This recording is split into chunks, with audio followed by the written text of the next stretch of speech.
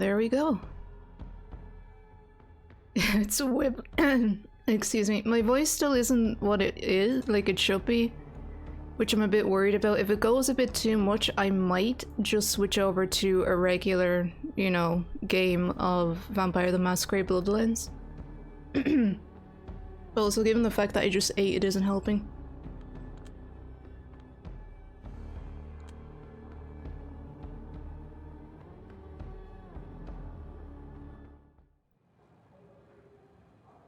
Oh yeah, the last time we wrapped up, it was a matter of us having found ourselves digging in the earth like a dog.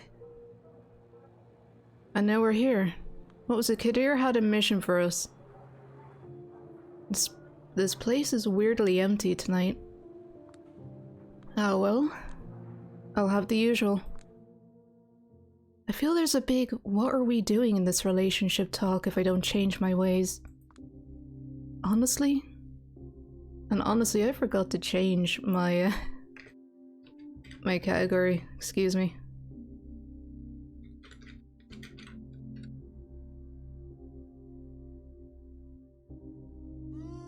You suck. I know, I really do. This time especially. Sorry about that. Honestly, I'm kind of surprised it hasn't already happened. But most of the time, Dakota has seemed happy enough just listening to the stories of my own life. Even if it's all boring and normal to me, it's exotic and engrossing to her. Guess I have that going for me. Oh, when is the poggers gonna happen? Like, I'm hoping that the sound commands work out. Like, I did that. You just have to put like exclamation mark redeem space and then whatever, but I did add poggers and I'm hoping it works. Even if it's all boring and normal to me, it's exotic and engrossing to her. Guess we have that. Oh well. I have no idea what to do tonight, so I'll just do the obvious thing and wing it. These vagabond shoes are longing to stray right through the very heart of it. Or however it went.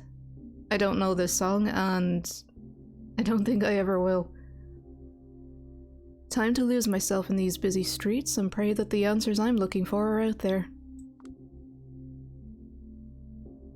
And if they're not, maybe I'll at least find some amusement, or blood instead. Thank you for the 10 bits, Omni. And especially for saying so. I'm glad that you actually get something out of my voice. Camera shyness? No, I don't want to be part of your goddamned interview. Look, can I not be bothered for one goddamn second? You're not listening. And then Prince of Cats. I need to resolve this thing with Dakota, as if going around in circles on behalf of the court wasn't stressful enough. Maybe a visit to some quiet neighborhood will help clear my head.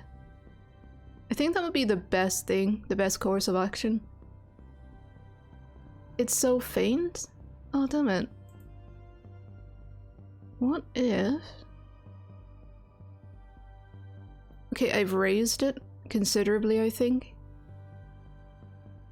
But quite frankly, I think actually trying to work this thing out around, like, Dakota and what to do with her, that would be probably much better.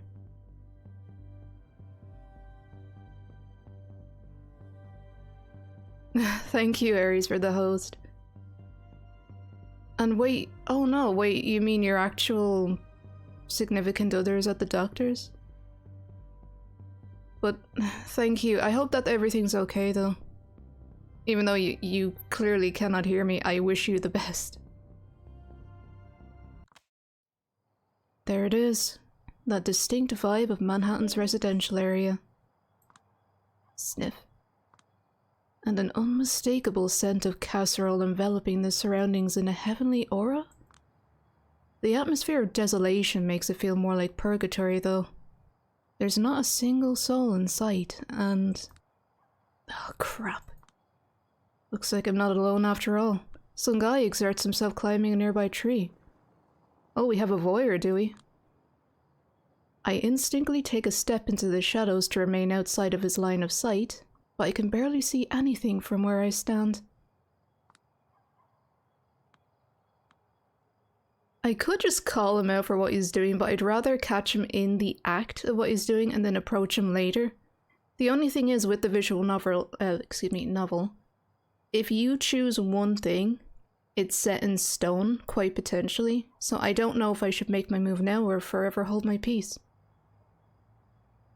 I might try and move closer, though. My inner voyeur is squirming for more details. I move a few steps closer, keeping to the shadows. For a good while, all I can hear is heavy panting. Come on, dude, this oak isn't even that tall. Sure looks like it's the first time the guy ever tried climbing a tree. It takes a long time for the mysterious trespasser to steady his breath and carry on. As soon as he crawls out of the tree's crown, the dim street lights reveal the face of a young guy in his early 20s.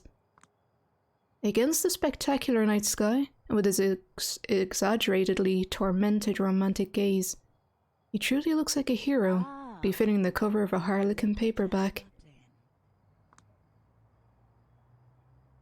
Never mind, it's muted. Sorry, what? I don't know what's happening anymore, I'm really sorry. He sizes up one of the longer branches. It seems sturdy enough and nearly reaches a narrow window on the second floor. Still, the guy is hesitant. Alright, no biggie, just eyes on the prize. He moves a few steps along the branch, his feet slipping every other step on his way to the window. By some inexplicable fluke, he manages to keep his balance. Once he makes it far enough, the branch slowly bends under his weight. He kneels down, probably calculating his chances to make it over the windowsill. My guy, if you pull this off, it will be a legit miracle. What? Is someone there? Ah, shit. Should have been more careful. From Kadir telling us, language, and to the fact that for whatever reason our character just won't shut the hell up, I don't know why. That's my main question. Why? The trespasser pivots rapidly, startled by the sound of my voice. Just as he notices me, he loses his footing and dives straight into the front yard of the nearest house. Oh shit.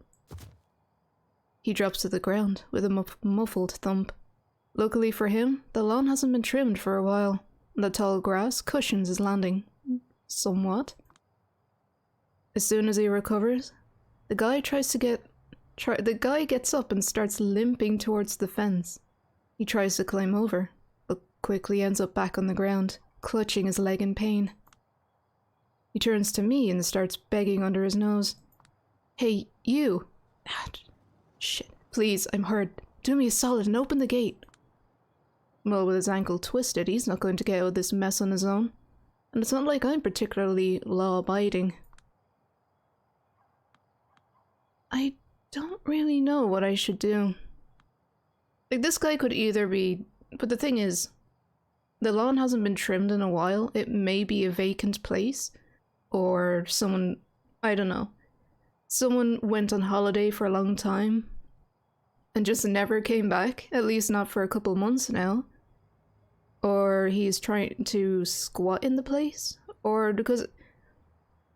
I don't know, maybe they just don't maintain the lawn and he's just trying to rob them all the same. That's just another thing out there. Or maybe they just don't maintain the lawn and there's a girl in there that he really, really likes. And I don't know. I really don't know what to choose. I could just leave him. It sounds kind of mean, but I will probably just leave him. It's just like, hey, you did this on your own, you know?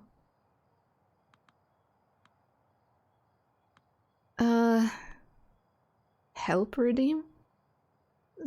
Wait, what? There's no help guide for redeem, I'm sorry. It's just whenever whatever's in commands, if you put hashtag redeem or exclamation mark, redeem, and then space, and then whatever word. Yeah, that does it, yeah.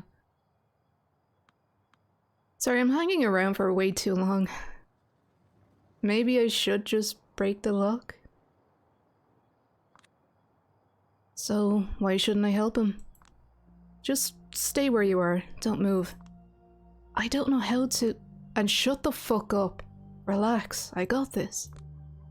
In 2 swift, bouncy steps, I reached the front gate. Obviously it's locked and it's not like that ever stopped me before. Once I'm sure no one can see me, I focus my strength on the gate and pry until the quiet crack announces that the lock is given in. The extraction goes as smoothly as it ever could. I get in quickly, take the guy by his arm and help him slowly limp out the front yard. I let go of him a few steps later. He leans against the fence with noticeable relief. Ouch. Thanks, man. I really appreciate that. The hell were you doing up there? Well, this is embarrassing. More than falling on your ass like that? He chuckles lightly and looks up at the window. The same one he was trying to reach a few moments ago. Maybe he lives there and we're just absolute dicks. And he got locked out, because I mean that's happened to me before. I just got locked out and it's just like, ah shit, what do I do now? No, it is his crush. This is gonna sound pathetic as hell, but my crush lives in this house. Her shithead father kind of hates my guts, so we get together in secret. Because of her folks nagging, she can't seem to make up her mind about us. She explicitly told me not to swing by her house, but you thought it was a good idea to climb up the walls of her keep like a goddamn Prince Charming and break your neck in her front yard? My remark really gets to him. Yeah, but what can I do? Give up on her when in my heart of hearts I know she loves me just as much as I love her? It ain't easy being this cheesy. She's got you good, huh? That she does. Well... I can eat him! Oh, that would be really mean. But we haven't... When was the last time that we actually did feed? I don't know. Just throw a rock at the window. Tough shit, pal. Think fast. I pick up a round pebble and toss it at the window. In a few seconds, it opens with the creak of a wooden frame, followed by the muffled but undeniably happy voice of the resident. Prince? What are you doing down here? I told you! Babe? I have something important to tell you. Can we talk for a moment? She hesitates, but for a second Buck quickly jumps back into her room. Break a leg, lover boy. Maybe not literally this time. He nods at me with gratitude, while frantically dusting his jacket off, readying himself for the surprise rendezvous. I give him a casual salute and leave. Fantastic. As I walk away, I just hear smooching come from the front yard. It makes me smile, if only a little. My peeping eye scores another victory. What a cute story. Heartwarming. Nostalgic. It's just too bad it's too cliché to steal from my writing. What? You don't write anymore. Yeah, but it's not like you can simply stop thinking like a writer. Gotta use the energy elsewhere somehow. Thank you, Omni. I'm glad that you like it though. But for now, let's just start heading downtown. All of a sudden the world ends. Everything stops. I'm lost in the darkness and there's not even a heartbeat to guide me. It's like sleep paralysis, except it feels as if I suddenly woke up from reality instead of a dream. Instinctively, I react to it the same way I used to react whenever I woke up in the middle of the night. Aware, but not able to move or speak. I just wait for it to pass. But instead of slowly regaining control, I just see a bizarre room emerge in the darkness. Just look at her, flesh refusing its fate. It is. It is not the one you are looking for, is it? He was led like a lamb to the slaughter, and as a sheep is silent before the shearers, he did not open his mouth. There is none righteous, not even one. There is none who understands. There is none who seeks for God. All have turned aside together. They have become useless. If anyone curses his father or mother, he must be put to death. Raging waves of the sea foaming up their own shame. Wandering stars for whom is reserved the blackness of darkness forever. For we wrestle not against flesh and blood, but against principalities, against powers, against the rulers from the darkness of this world together, against spiritual wickedness in high places. And in those days shall men seek death, and shall not find it, and shall desire to die, and death shall flee from them. Whenever I become one with the darkness, there's always this nagging fear that it might be impossible to become the normal me again. That instead of the shadows returning to normal, I will let my consciousness be dragged somewhere else, somewhere between the worlds. Somewhere like this, wherever this is. This is the first time that fear has come true. Are you afraid? It's a bad idea to answer. Don't do it. Yes. Excellent. Excellent. Excellent. I think I need to sit in this chair. I think I need to sit in this chair. Something tells me we don't have much of an option here.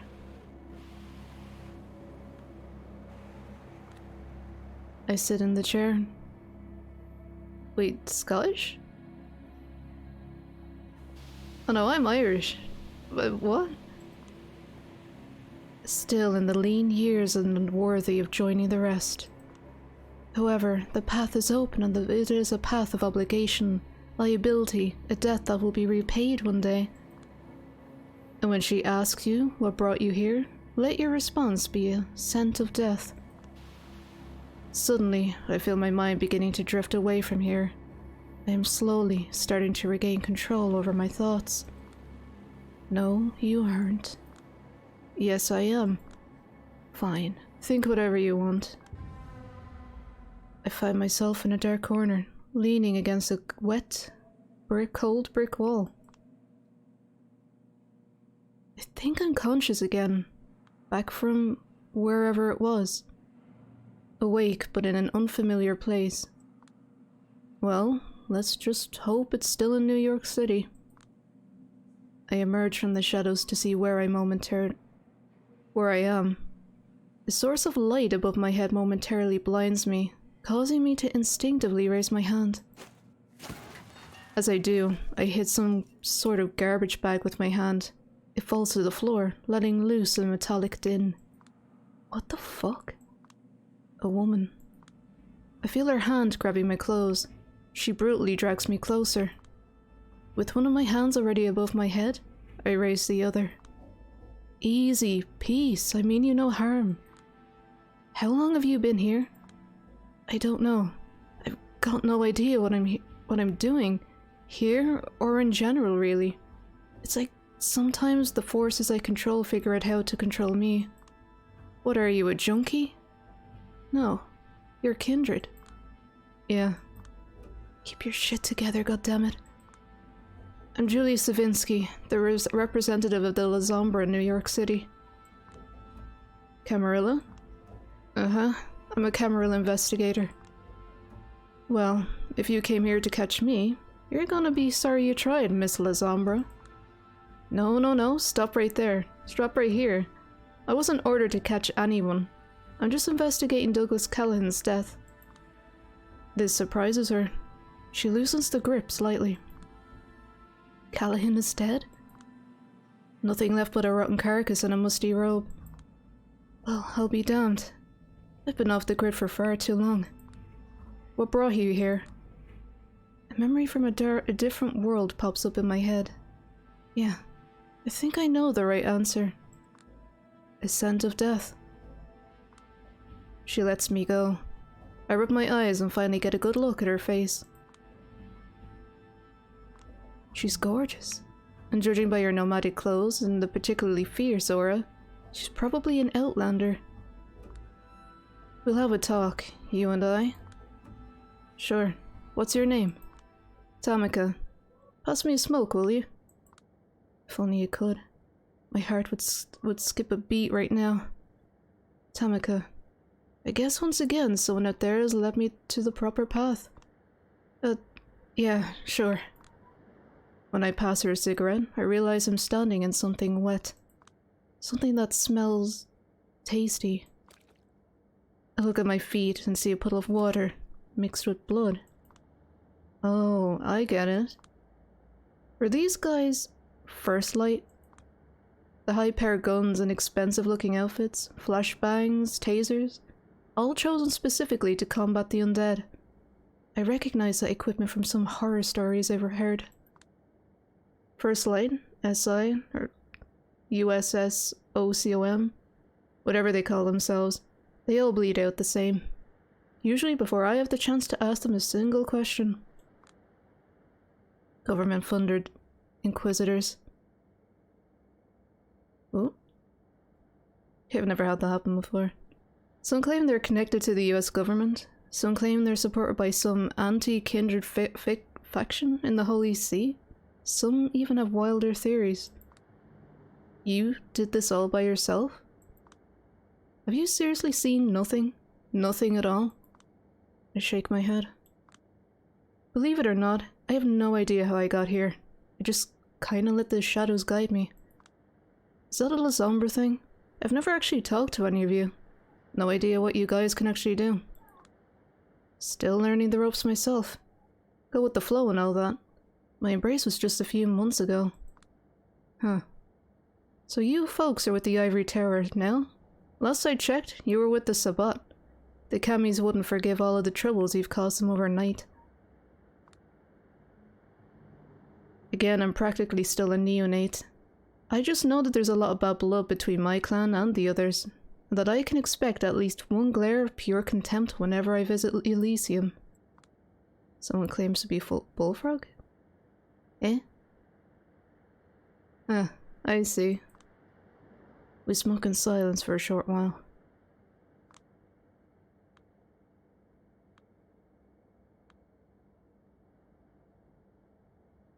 Like, the first question that will come to mind is this one. But also, are you alone as well? So I don't know if you can hear me when I'm drinking or not. I'm hoping not. Quite frankly, I don't want that kind of, you know, just a second. There we go.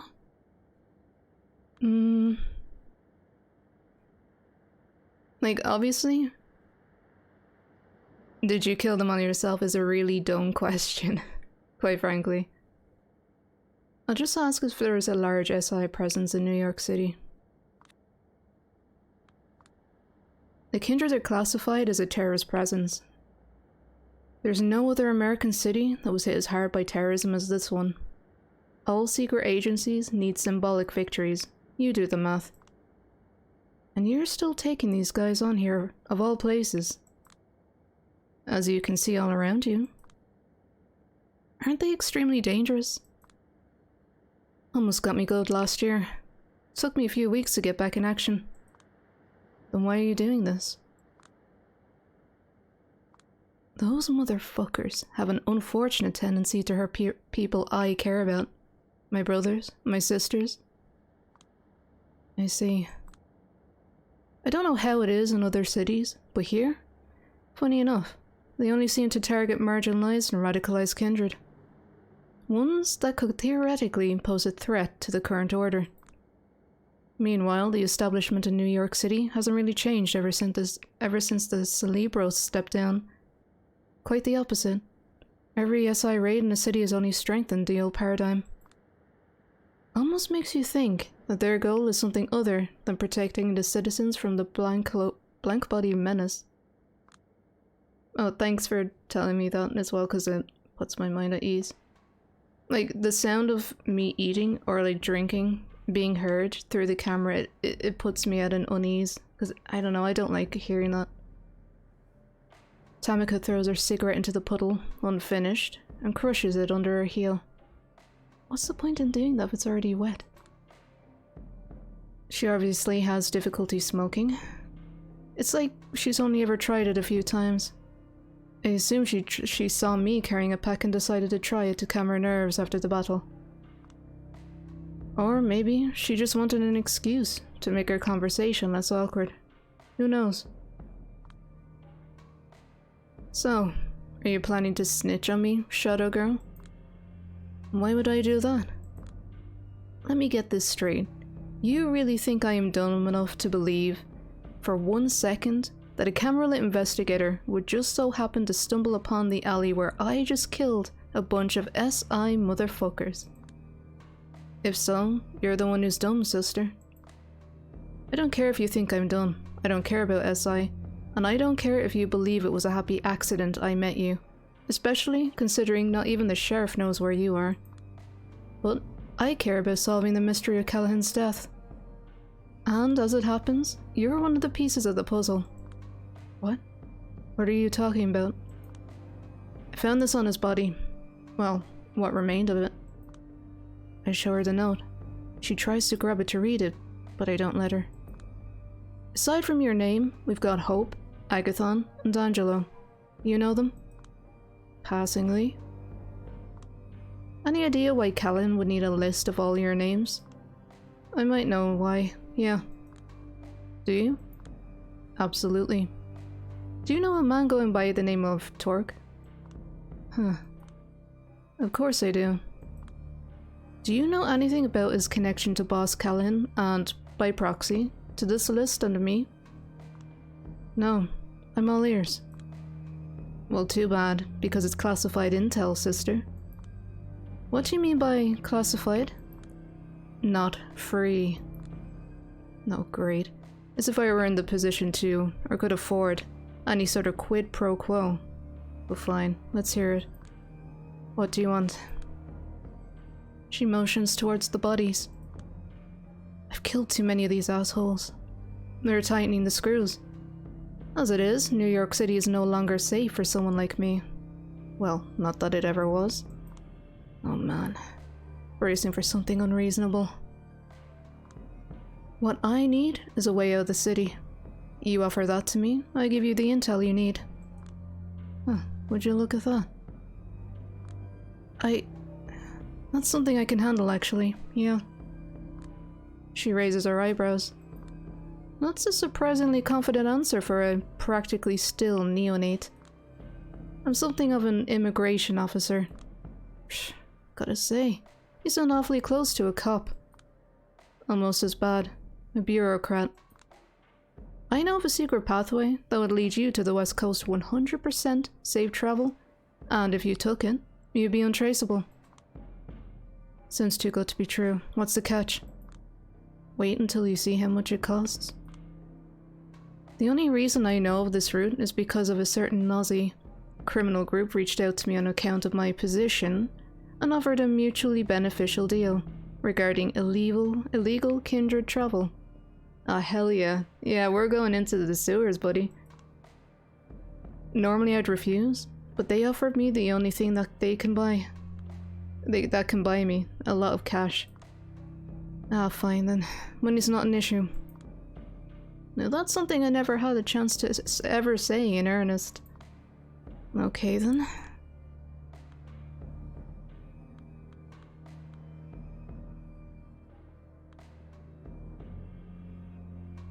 So do we say we should make her...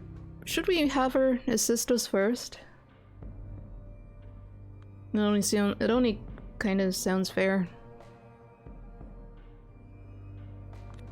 You should assist me first, and then we'll figure out how to transport you out of the city. Hell no. Is this really the extent of your negotiation skills? Why would you think this kind of line would work? Well, I'm an optimist. Trying to be, at least.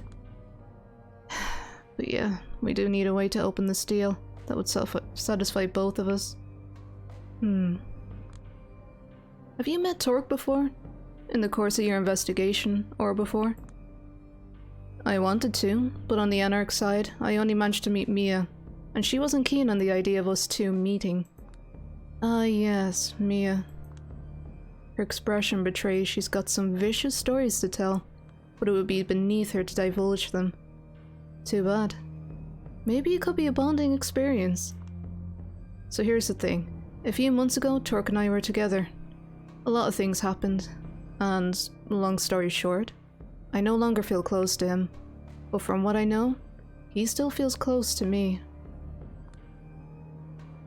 Back when I thought there might be something between us, I gave him a ring that has a lot of sentimental value to me, and since these days, sentimentality is all I have that keeps me going, and I want it back.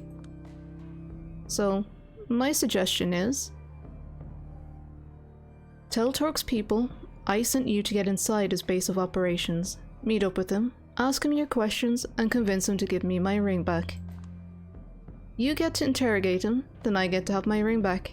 Then, you hear my side of the story. Then I get to leave the city with your help. Everyone wins. More than once. Will they really let me in just because I tell them you sent me? They will. Trust me. That sounds too easy. What caused the two of you to drift apart? Irreconcilable differences in worldview. Well, I assume so. But that's a diplomatic answer. I'm going to involve myself in the relationship drama of two ex-lovers. I'll need something more to go on. Will you? Yeah. She picks her words carefully. I realize it become an element of his carefully crafted, projected image. Having me as a radical partner allowed him to present himself as a mediator, while paying lip service to revolutionary ideas. A mediator. That's the 21st century for you. Everyone wants to be a middleman these days, and nobody wants to do what's right. You only know Torg and he likes explosion? What the? Oh, that's mean. Are you serious? Whenever I hear about Torque from the Ancilla, they talk about him like he's the second coming of Mao. If he ever seemed like that, it's only because from time to time, people like him, like me, pushed him into doing an uneasy thing. Ever heard of the Southern Wolf and the Northern Fox? Both of them want to eat you for dinner, but only the Southern Wolf makes it immediately obvious. The tricky Northern Fox makes eyes and allows you to pet him before taking a bite. Torque loves to surround himself with Northern Foxes. They talk of compromises. They seem reasonable compared to the opposition, but at the end of the day, they have eyes on the same prize. Power. Hearing this gives me a foreboding feeling, but I can't quite nail down why. Alright, tell me where to go, and I'll tell you where we'll meet later. I'm just chilling at Torque's when suddenly a shrill, loud voice pierces my eardrums. And what the hell are you doing here? Oh yeah, it's the pissy lady from Torque's inner circles. Are you always this pissed off? I really want to be confrontational. I mean, our character is such a, well, a bitch anyway, so... But god damn it.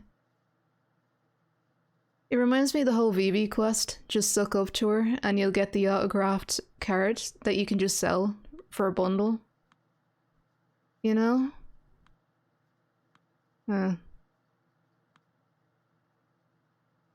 Then you'll have black underwear like Mega Man.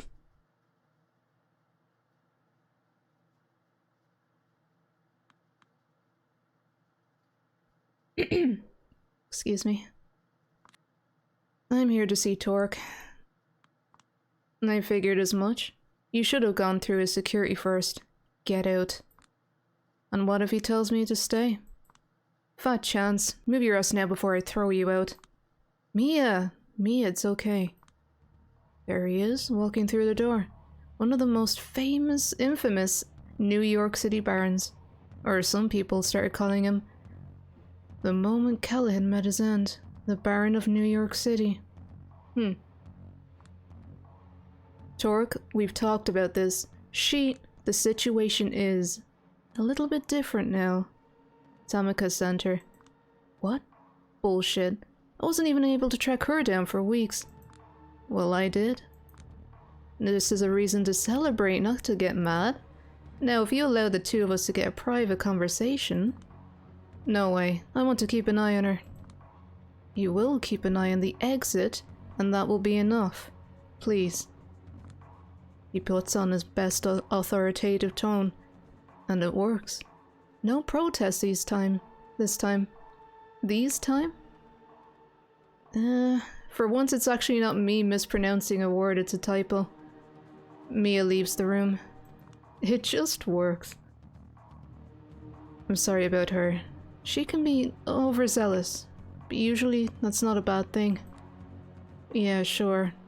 So she told you I've been trying to reach you for a few nights? I don't think so. Have you? Well, I'm the dumbass the court ordered to investigate Callahan's final death. So, considering your connection to the case, I thought it would be prudent for us to talk. Ah, so that's you. Yeah. Now, I know you're probably anxious to hear about Tamika. I'm surprised to hear you two know each other. Bonus point if you make extra movement and heroic description when presenting yourself. Most definitely. We actually met through this investigation. Anyway, as I was saying, I know you probably can't wait to hear about her, but I'd like to ask you a few questions first. I understand. Do your job. Did you know Douglas Callahan? Of course I did. We're both barons. Kept having professional obligations to meet each other, but that was it. What was your private opinion of him? Same as everyone else's. A racist clown, mentally stuck in the 18th century, who spent too much time keeping the anarchs down. I'm glad he's gone. You mean you're glad he met final death? Well, you know what they say. Hate to see you go, love to watch you leave. Weren't you the first kindred who saw his corpse? I was, but it was his ghouls who found him. By the way, we've established some of them tampered with the crime scene. Well, you don't say, because we were there and there was nothing, absolutely nothing, except for that one piece of paper. They were properly disciplined for that. Convenient story. Let's move on. What's your alibi for that night? None. I was running around town the entire night, taking care of various issues. Unrelated to Callahan, but I don't intend to divulge them to someone from the Ivory Tower. So you have no interest in proving yourself innocent. My official position was made clear. It's the Camarilla who are to blame. It's your job to prove me wrong. Kurwa mach. I don't know how to speak Polish, sorry. At least for once, can I face a problem that can be solved with pure logic, not politics?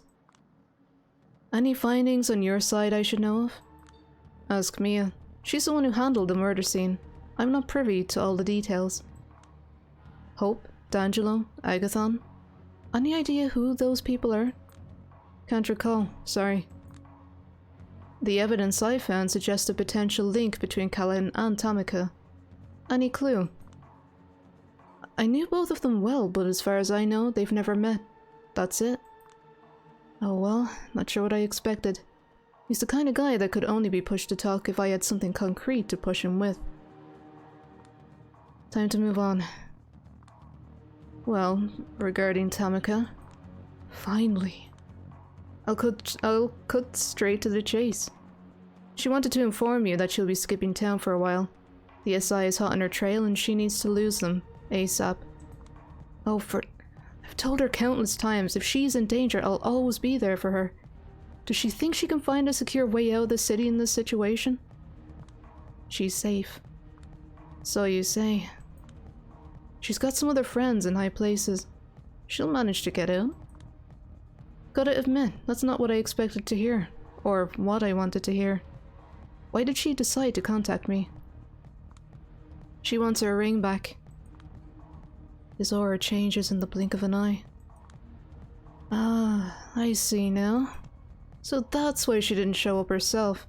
Wouldn't even face me when delivering the final insult.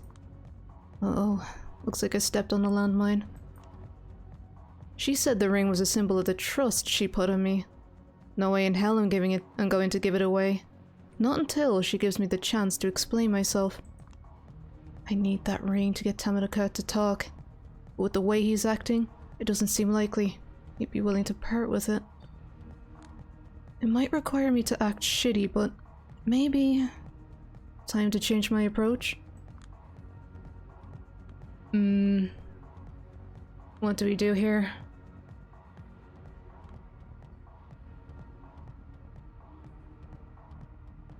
In a way, it's like I'd like to be honest.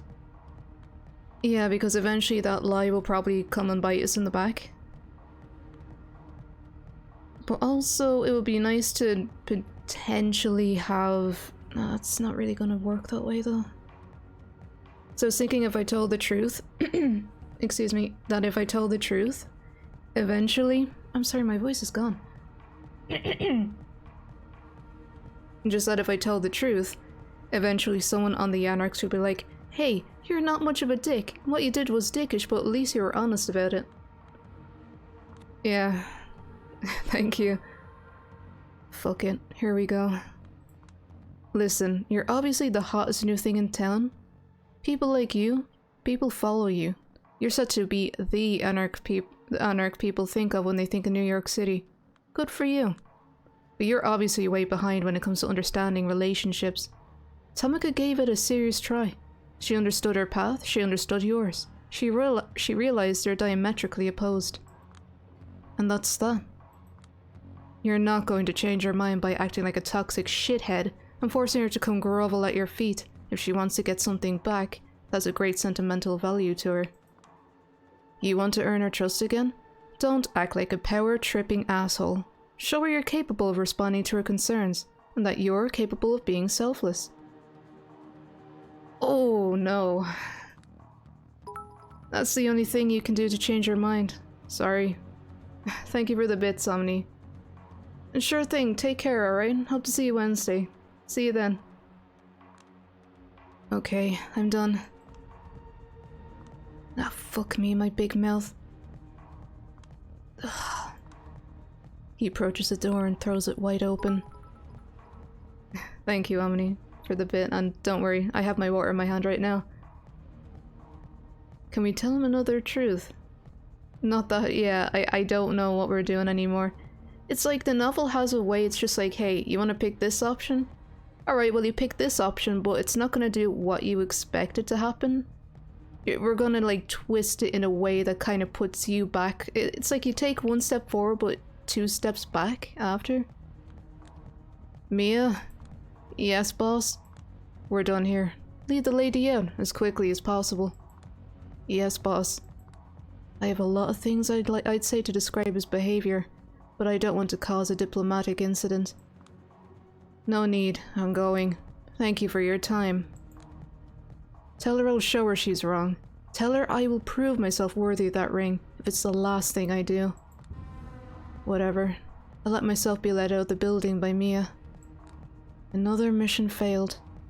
Time to meet Tamika and tell her the bad news. I find her already waiting in front of the Jewish Museum. How'd it go? Let me put it this way. I'm not surprised you dumped him. So you did not succeed. No, he got mad and started yelling about how he will prove himself to be worthy of that gift. Then he ran me out of the building. Puffed. Is she trying to stop herself from laughing? What's so funny? Nothing. I'll be honest. I kind of expected that. It's just nice to get a definite confirmation he's still a bit of a toxic asshole. That's all. You thought it's a visual novel, not Fallout 4. Yeah, like all the options just seem to... I don't know.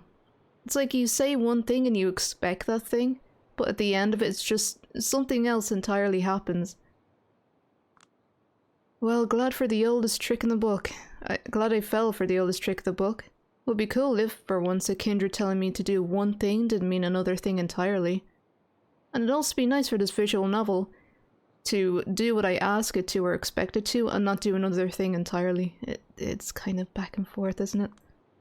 Oh, don't be mad. I wanted to be sure of something, and now I am. As far as I'm concerned you kept your end of the bargain. It's time I repaid the favour.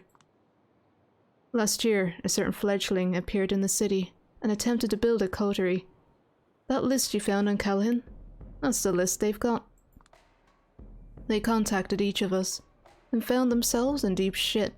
SI, Kaiser, Sophie Langley, some shadow players manipulating everything from behind the scenes. Then, they disappeared. Kaiser, that name popping up once again. It can't be a coincidence. No one knows why, where, or why. Doesn't really matter. That happens when you punch way above your weight. Hope they're doing fine, despite all odds. In any case, Tor got involved too. That's how I met him, actually. He got hurt. Didn't want to say how. Claimed it could put anyone who knew in danger. Whatever happened, it gave him the drive and the desire for change. 2 months, and he was a beautiful kindred, plain and simple. But suddenly, something in him snapped overnight. His tone mellowed out. His actions became timid. His language became more befitting of a political science student than a charismatic leader. I assumed he met someone who made him an offer he couldn't refuse, but I had no idea who that was. And then, one night, I followed him, and when he went out, and I saw him scheming at the docks with Callahan. When he came back, we had an argument. When he refused to explain himself, I knew I was on my way out. Yeah, I expected him to kill us too, or at least like something very bad was going to happen, like a lot worse than what transpired. And that was that. I understand. Wish I'd known that earlier. Might have confronted the facts with him and learned something more. He never told me of all kindred. What makes you think he would have told you? She's got a point, I suppose. Alright, thank you. Now it's my turn. Here's your way out. I pointed the manhole below our feet. Oh god, this is gonna be good. Here's a map of the sewers. Follow the route, they burn out. Follow the route, they burn it. You'd be looking for a one-eyed Nosferatu wearing tactical gear. Tell him I sent you.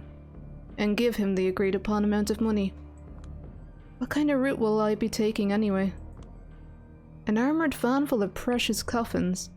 My man knows how to arrange them to allow for unnoticed extra cargo. Her face darkens. The circulatory system? What did you expect? The rich and powerful always get the blood they want. One way or another. At least tonight one of the routes will be used for something good. Liquid, hey, how are you doing? She drops her shoulders in resignation and opens up the manhole cover. Fine. But remember, if it doesn't work, I'll be back at your doorstep with a vengeance if it's the last thing I do. I am sure it'll work out fine. Just beware of a giant albino ghoul alligator while you're down there. Tamika rolls her eyes. Sewer ghoul alligator? For your information, it's just a story New York kindred tell neonates to mess with them while they're still gullible enough to believe anything they hear about the new world. Is this a sequel? Yeah, I didn't even know. Apparently this is the DLC of Coteries, but it really does seem to be its own isolated story, thankfully. So I'm not missing anything too much. And after this I'm gonna go to Coteries just to, you know, actually finish it. Oh, that makes sense, I suppose. Well, this is a goodbye. If in a few months you hear about that the first light presence in Los Angeles has been decimated, assume that against all odds, I'm still unalive and kicking. If you keep killing indiscriminately, you might cross a line of no return, you know? Shouldn't you take it easy for a while? Not until my brothers and sisters in blood stop being slaughtered. I care about what's left in my humanity, but turning a blind eye on kindred in need would be even less human. So that's the kind of person she is, and probably will be, until the very end.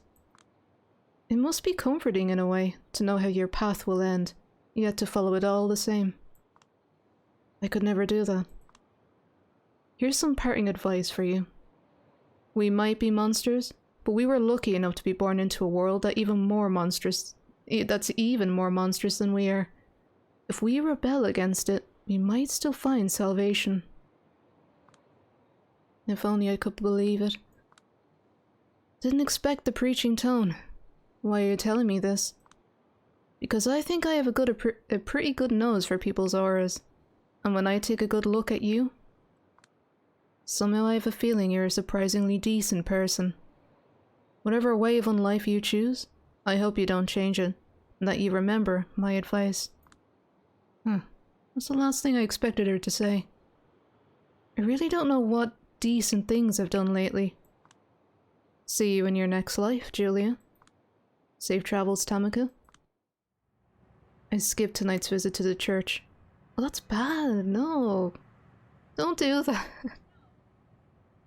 Because for every night we're meant to report back to the father at the church, at the cathedral, whatever. To like give, you know, could you not at least make something up?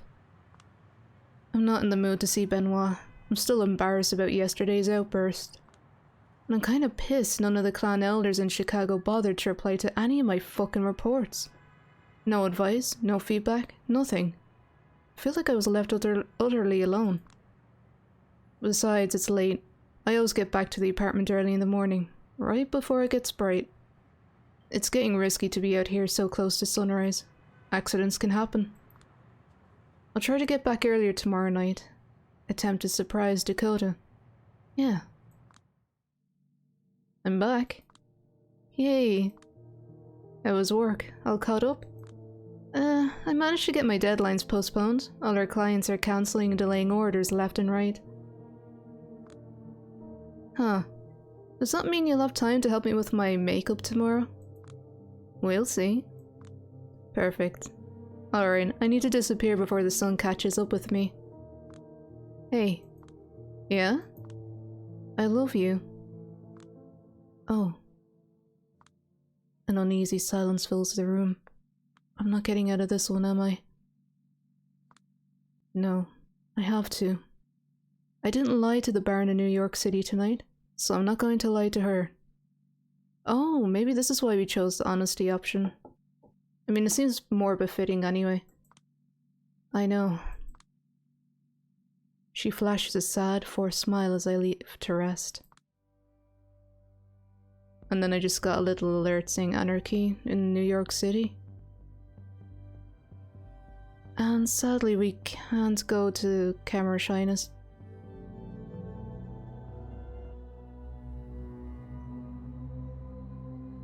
I finally reached Triple B, hoping to recuperate from the mental damage accumulated over the past few days. Like, I have to say, the artwork is absolutely stunning in this game. I really love it. I'd love to be able to produce something of the same mood myself one day. Only to find out the doors are locked and nobody's inside.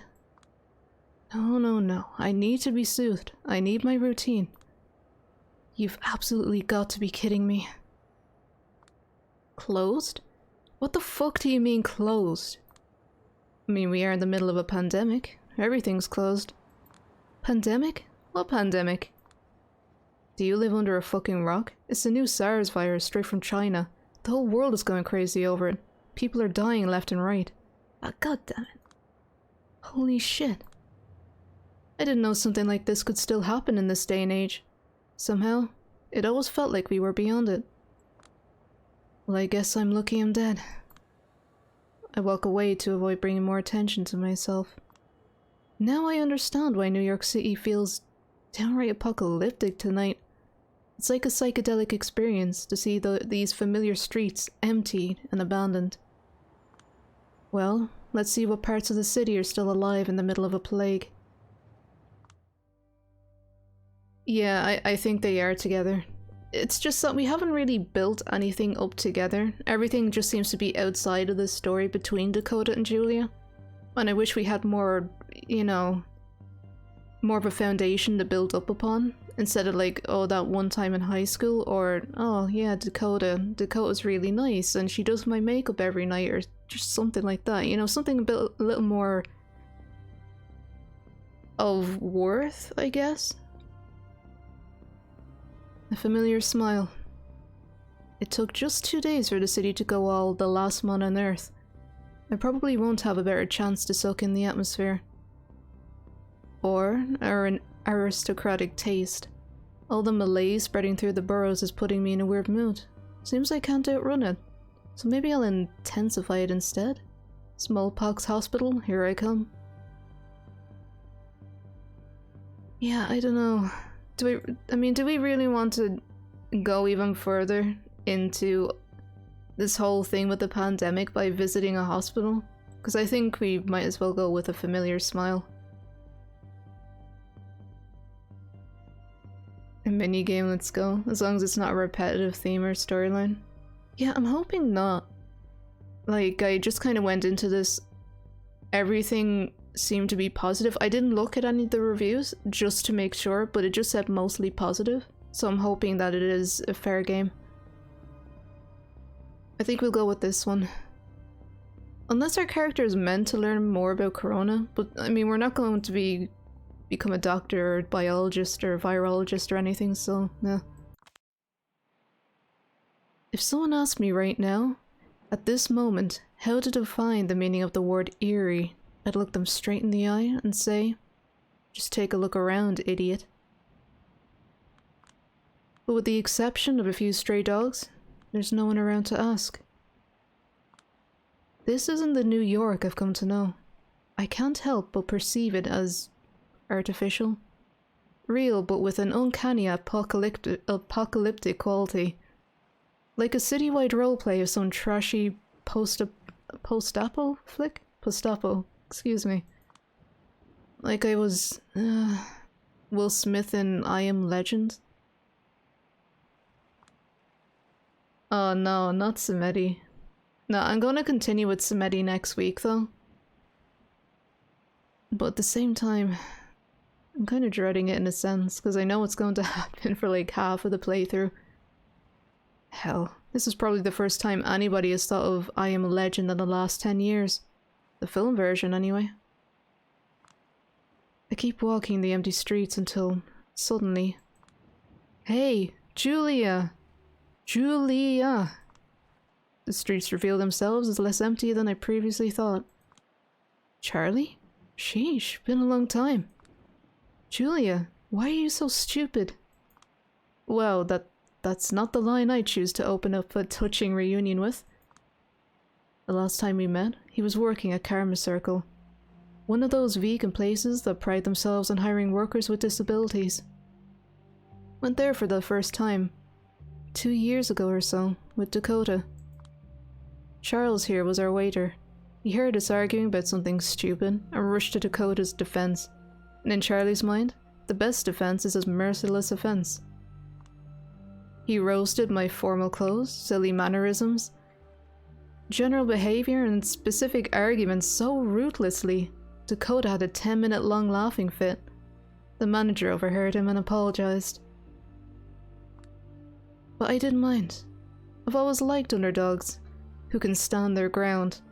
We even became online friends so that we could roast each other on Messenger.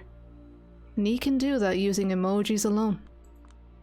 People are getting sick. You're irresponsible. I need to take you home. I was just headed there, Charlie. No need to worry about me. But I was worried.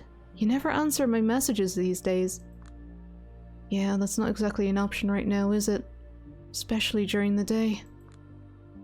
If you have to contact me, you need to do it through Dakota. I've decided not to use smartphones anymore. You know, to keep my head clearer and all. I think you just got tired of using them. Oh, breaking them. You always were so clumsy. Your screen was always cracked. You were always thinking a lot while your hands were doing something stupid. As I said, ruthless. And is Dakota good? You two still gal pals? Gal pals? I haven't really heard many people use that term. Well, I'll just say we are. We are very good gal pals. That's good. You aren't practical. You are a mess, girl. You need someone close to take care of you. Psh, come on, said the guy who still lives with his mum. Yup, we're the same. That's how I know. He says that with such an innocent smile, with so much conviction. I feel thoroughly owned. No use fighting back. Switching to sincerity mode. It's just that, don't tell her this, but I'm not sure we're making each other happy. And that worries me. Like, a lot, you know? That's because you're being stupid. Hey, I'm being honest now, don't be mean. I didn't say you're stupid, but that you're being stupid. There's a difference. Guess that's something your mum says all the time, huh? When you're in your head for too long, you always trip over a glass of water or break your phone. That's when they call you stupid. When you argue or when you joke, that's good. That's progress. Oh, you're a philosopher now, huh? I don't know, I don't want to be too mean.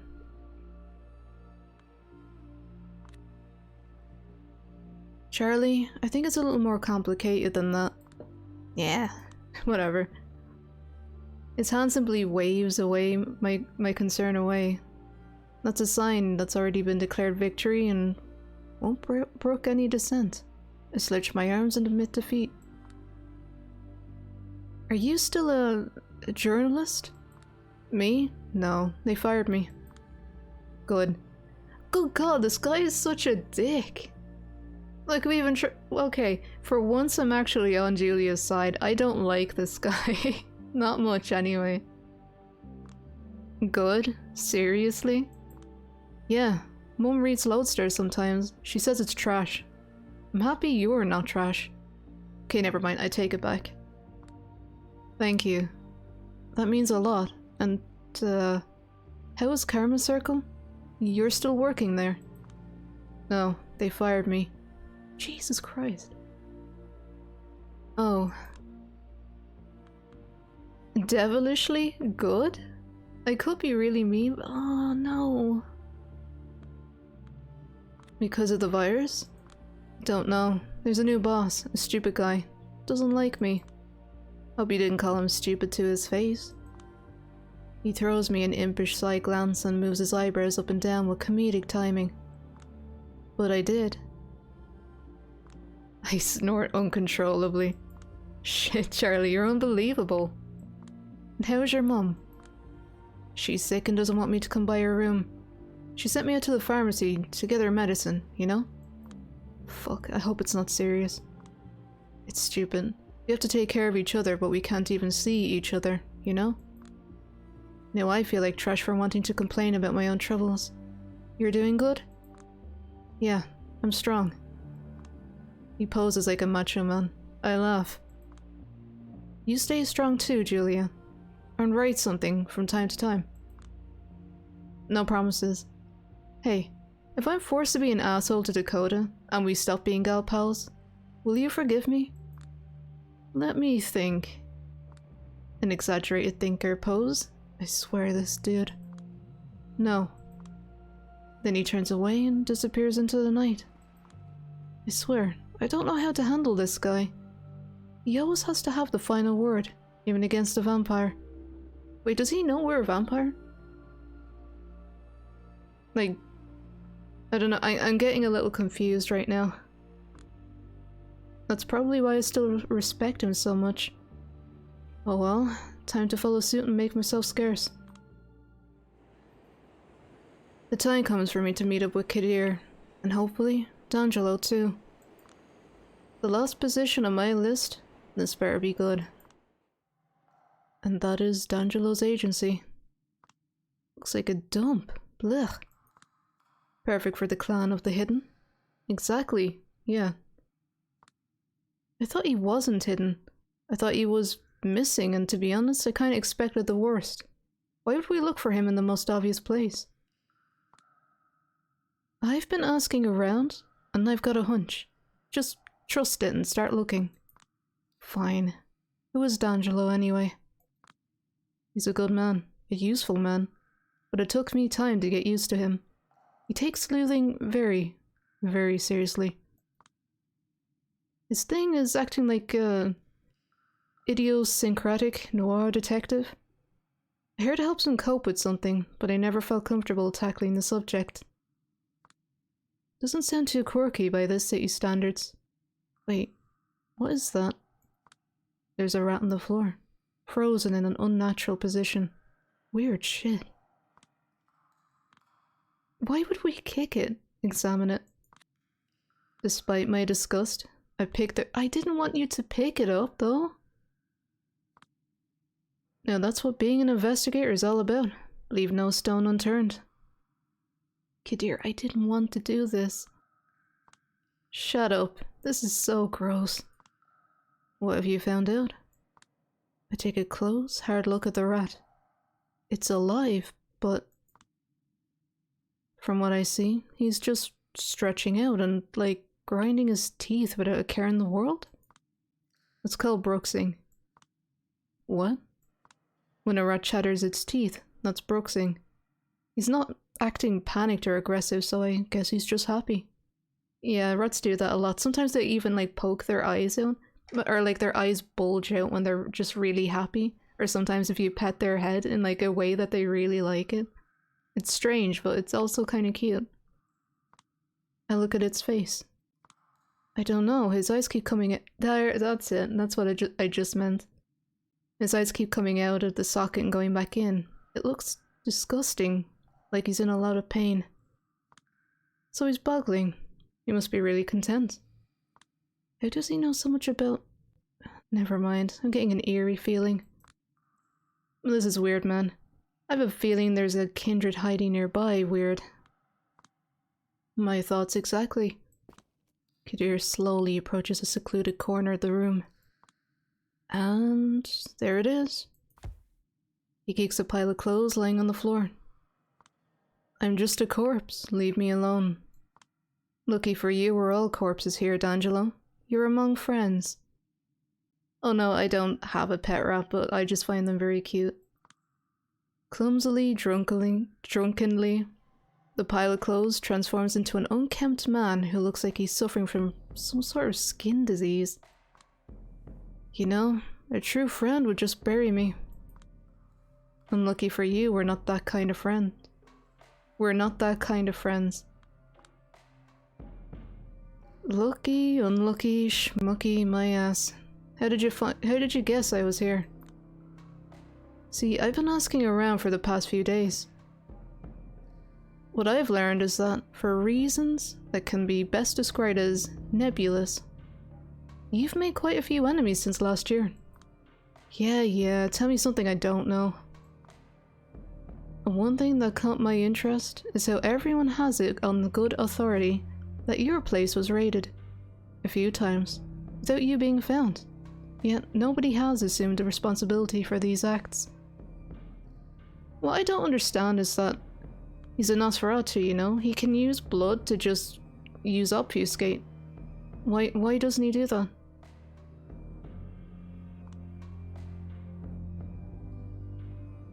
Hell, doesn't this den always look like it was just raided? Can't blame anyone for making an educated assumption. I had a hunch these might be more than rumors. See, it sure looks like a convenient coincidence that when everyone hears something that makes them look the other way, coincidences are for fools. Well, you've got my number, and you can see my ugly mug right in front of you, so it's no use playing dumb, I suppose. Agreed. You've seriously spent all these weeks holed up in here? Is the hunger not getting to you? You've got a lot of critters around this area, and we've become chums. Some of these rats actually got addicted to the kiss. They come to me every night acting like cokehounds begging for it. Been getting them drunk just to feel some rush out of feeding on them. Feels a bit like slathering a horribly burned piece of pizza in ketchup. But in this situation, I'll take what I can get. You dig? It's so gross, I failed to keep my poker face. He notices. So who's the dame? Julia Savinsky, a detective investigating Baron Callahan's death. He raises his head for a short while to stare in Kadir's eyes, and treat them with a vulgar snicker. Phooey! So, somebody has finally put the old man on ice. Whoever did it did the whole world a huge favor. Absolutely, but I've got orders to establish who that was. And I've been stumbling in the dark for the past few days. We need your help. I'll be damned. Your sleuth skills must really not be up to par if you're begging a bum for help. It's an unusual case. That seems to be the one I go for. Yeah, on the inside, we're all dead meat, kitten. It's an unusual case. Oh no, a bit too late there, sorry. Kraken. How so? It's extremely political. Phooey, I asked. How is it unusual? It feels like the game was rigged against me from the start. Like I'm just bumbling around and achieving nothing while everyone laughs behind my back. Jeez, you sound helpless, kiddo. Haven't you ever read a Chandler book? That's how it always is. Just do your best, endure the embarrassment, and hope that you stumble on the answer by accident. He accidentally lets a metal flask in his hand slip out and fall to the floor, then struggles to pick it up. Kadir can't bear to watch. God, what happened to you, Johnny? I've never seen you this low before. Stress-related disorders causing a disruption in my routine.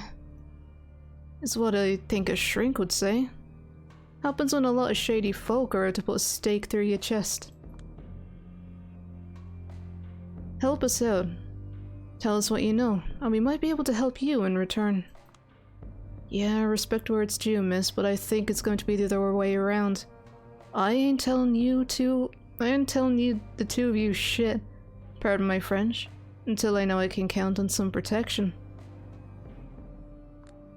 Gianni. Don't you Johnny me, Kadir Alismay. I know your level. But I also know that your honor is one of the few things that you care about. You want me to endanger myself? You put it on the line for me. And that's that. You either promise me to extend your protection to me, or the moment you step away from here, I sneak away into the sewers and that's the last time you'll ever see me. Kadir shoots me a wary sideways glance. I know, he drives a hard bargain. Especially for someone whose sense of self-worth does not exactly appear to be sky-high at the moment.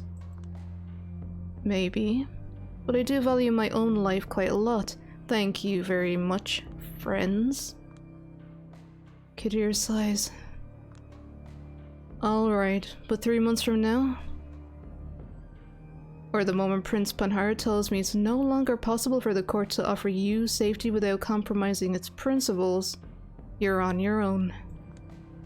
No negotiations, that's the only deal I can strike with you. Take it or leave it. D'Angelo scratches his head, grunts loudly. Lugs on his mask and stands up. Oh, tugs on his mask and stands up. That's Jake with me, big fella. I might have strong opinions about Panhard, but hell, I'm sitting on dynamite. I'll take what I can get. Who else in New York would you really rather rely on? You want me to call the mayor? My opinions of the prince aren't that bad.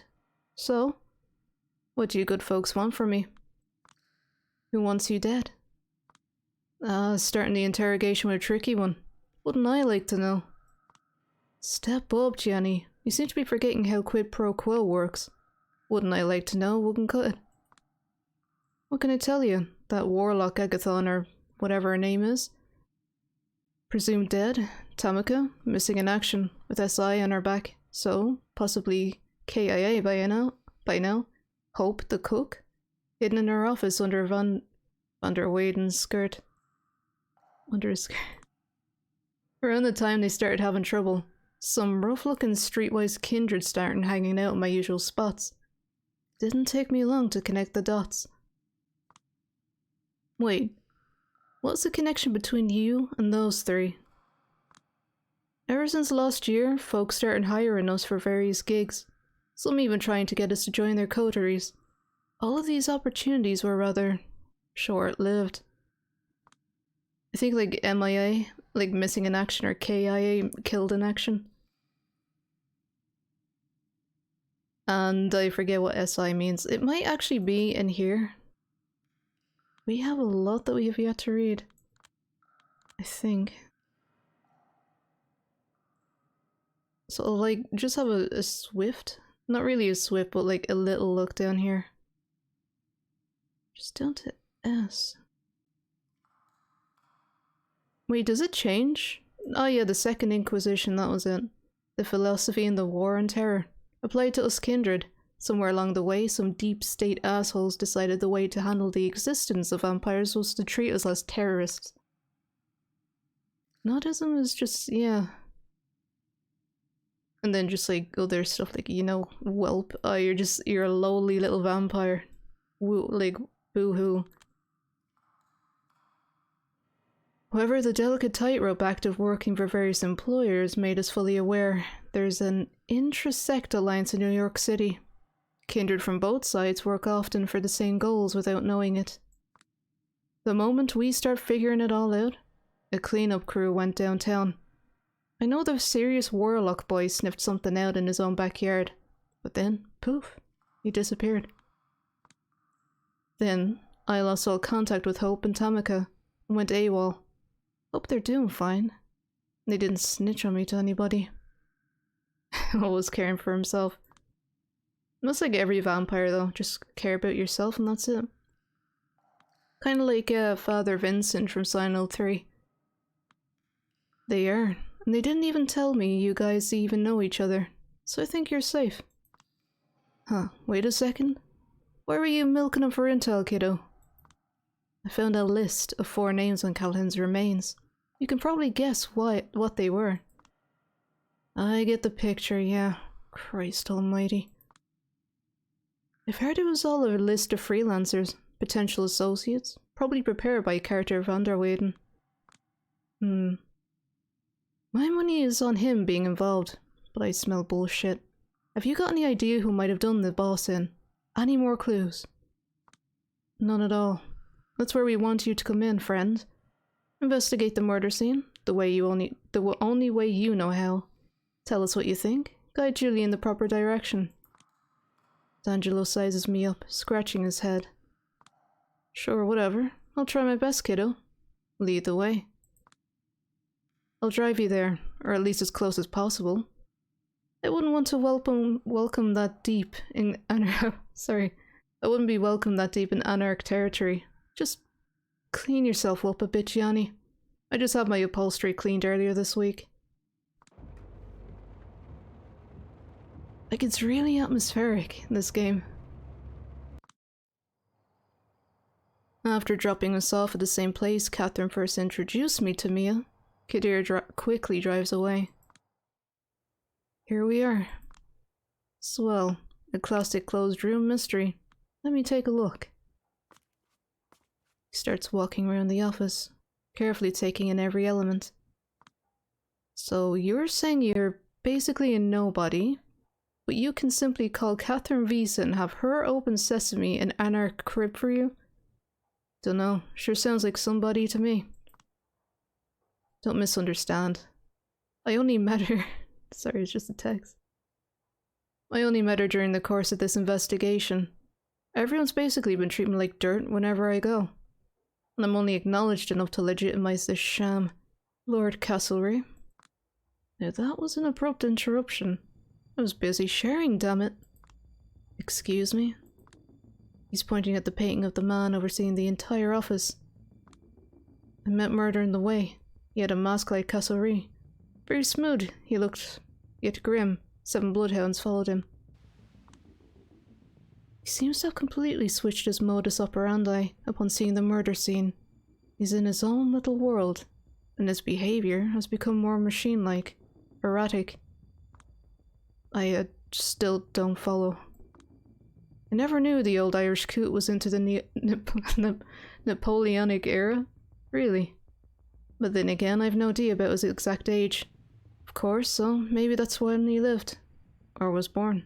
Anywho. Pay minimal attention to me, alright? Who am I looking at here? Right. That one's Lord Castlereagh, born as Robert Stewart, a British Secretary of State of Foreign Affairs at the beginning of the 18th century. Incredibly influential. Incredibly hated. Ask one fella about Castlereagh and he'll tell you. He was the man who destroyed Napoleon for good. The man who shaped British politics for ages. The man who built foundations for European unity at Vienna. Ask another fella, and he'll tell you. Yeah? Well, can I just like click? Oh, neat, I didn't know I could do that.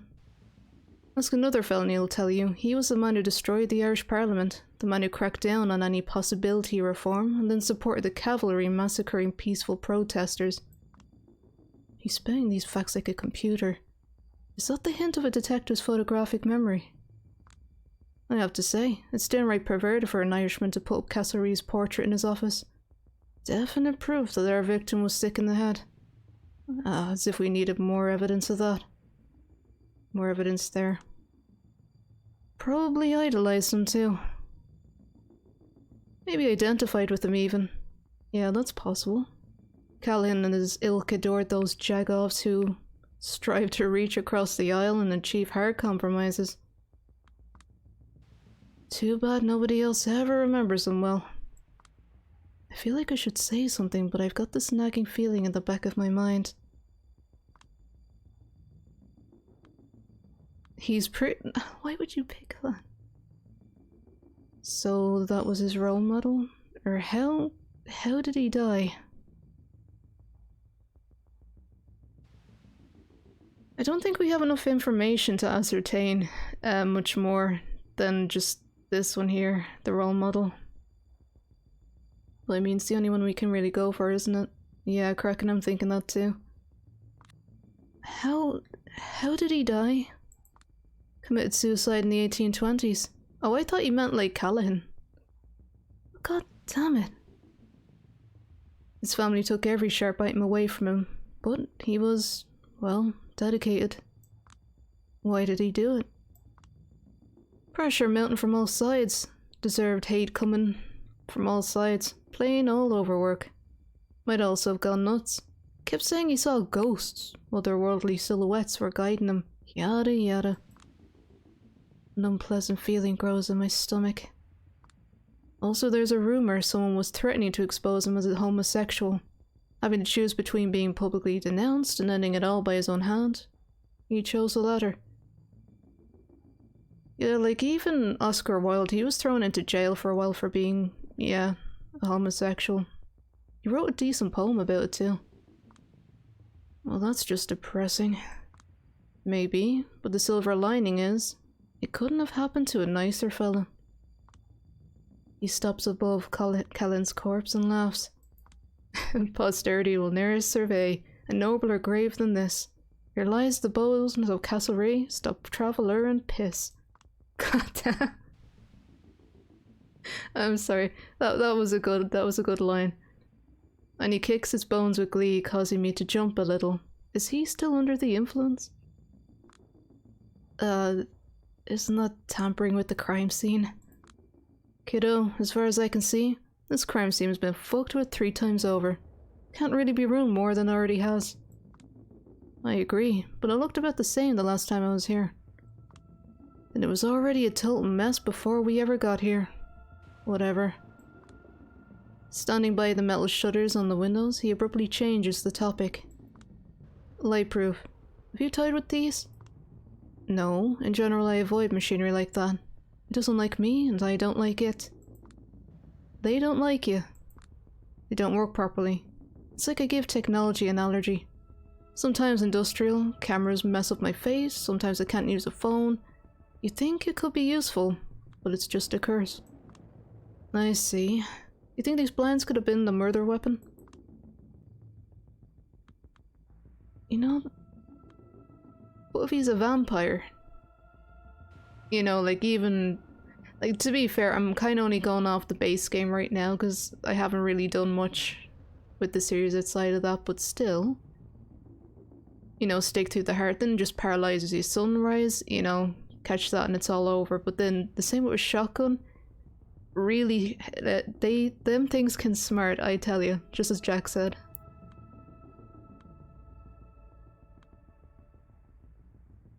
Like, we did notice them the first time, but we never actually delved into it.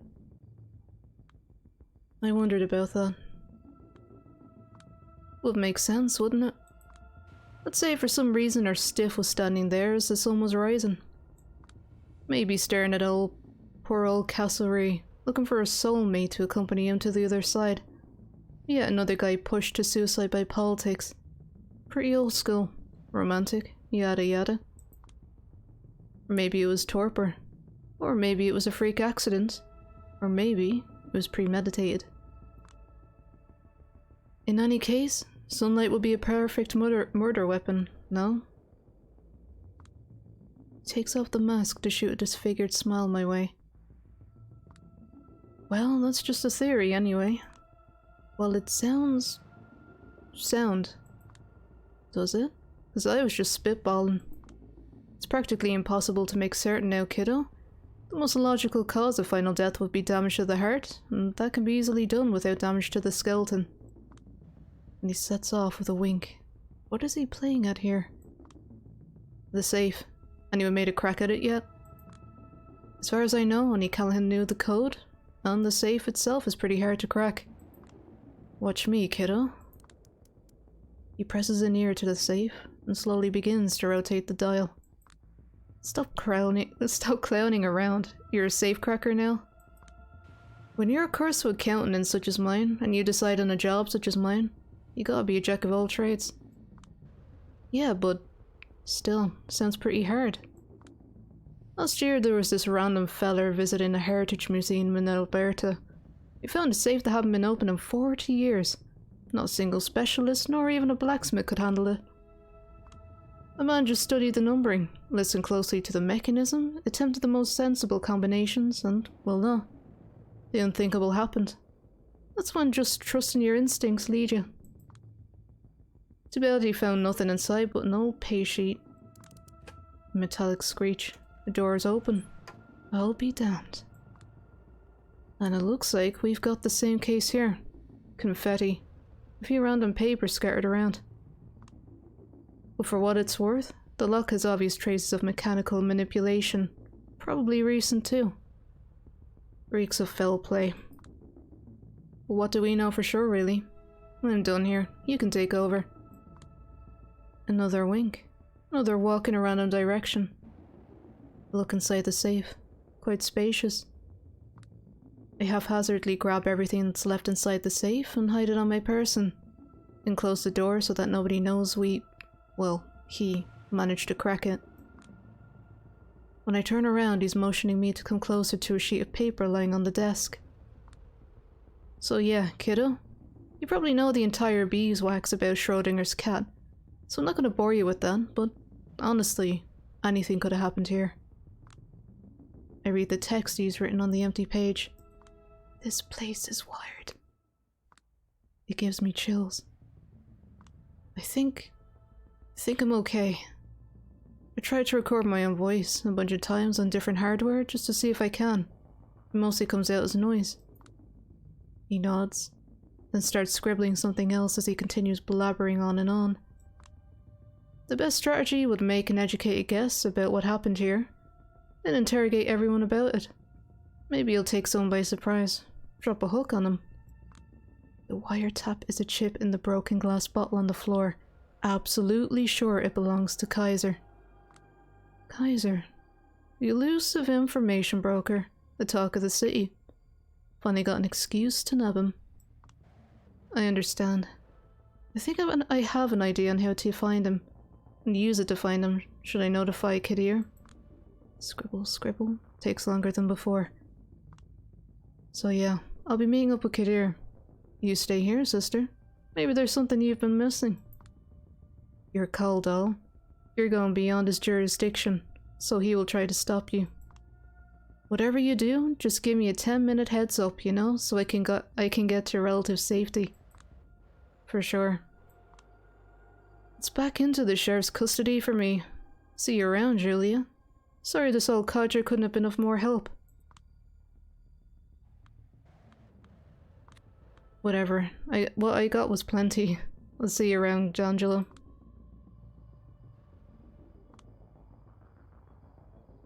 I've got a plan. Now all I need to do is execute it as a clueless bystander. This guy will do. Do you, like, need me for anything else?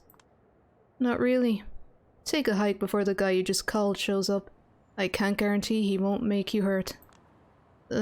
Will do. He puts his head down and obediently trots away down the street. Might have messed with his head a little too much using my wily kindred charms, but I needed him to tell Kaiser where I want to meet, quite clearly, multiple times. I would have given him the kiss. Yeah, like, why haven't we fed yet? As thanks at least, but I told the big man I won't be here all night, and that he better hurry up. So I want to be ready whenever he comes. Less than 15 minutes later, a menacing black limo takes a fast sharp, turns onto my street, and stops right in front of me. Suddenly, something like an acid flashback hits me. I know this limo. I've seen it all around over the past few days, but never thought it might be tailing me. Still, it must have. Looks like I'm finally about to get some answers. Doors open and a raspy voice comes from inside. Get the fuck in, Savinsky. I smile and accept the invitation. There he is, Kaiser, the king of New York City's information highways, surrounded by screens, speakers, and newfangled technological gizmos of all kinds. First impression, he's one repulsive son of a bitch. D'Angelo was also a sewer rat, and he might have had, similar physical disadvantages, but at least he was wholly endearing. With this guy, there's no room for any kind of sentiment. He's inhumanly cold, and I get the feeling he's been like this for ages. You're getting on my nerves, little lady, and I'm far from being the only one. I get the sense he meant for all this to be threatening, but instead, I'm elated. After a week of running around like a headless chicken, unsure if I was getting anywhere, finally, I get a compliment. If there's one thing I learned back in Lodestar, it was that you only know you're doing your job correctly when someone powerful gets visibly mad. I have no idea what you mean. No need to play dumb, especially considering you're a natural. The art hole, double spiral, the SI, Torque's Den. How does it feel to have made enemies absolutely everywhere? He scoffs at me with pure contempt. Listen, I will speak as plainly as humanly possible to get this through your little head, since it's obvious you're not willing to read the obvious signals. You were hired for one thing, and one thing only, little lady, to suck at your job, and you couldn't even do that correctly. People keep stopping by my limo this week, telling me, Kaiser, dear Kaiser, we keep trying to make her understand how hopeless she is, but she won't get a clue. She doesn't have any evidence, she doesn't have any testimony, but she still goes around knocking on everyone's doors, causing disturbances. It's such a fucking headache. Usually, I try to be a jovial host, so I cheer them up. She's not that much of a dunce, I say. She's making mountains out of molehills to make herself seem useful, I say. She's about to stop. But you, in your indefinite idiocy, decided to prove me wrong in the most spectacular fashion by knocking on my very own door, forcing my hand, threatening me even. Are you autistic or something, huh? Can't read basic fucking social clues? Stop for 1 second and ask yourself, cui bono? Who even fucking wants you to solve anything, let alone this case? See, this city has a delicate system in place. Usually it's flawless. But ever since you started tinkering with it, it's been having these irritating malfunctions, and it's driving people. Are you done? A weird, disgusting sound, something between a gargle and a bark, escapes his throat. Unbelievable. All I'm hearing is that you're in possession of some information that might help me solve this puzzle I was presented with. If that's the case, I'm going to have to ask you to share it with me. I swear you are absolutely irredeemable, you fucking garbage dump of a woman. How do I get through all the rubbish in your head to drive my point in? Don't you know who I am? Don't you know who I am? I want to see your higher-ups. Oh, we could- oh well.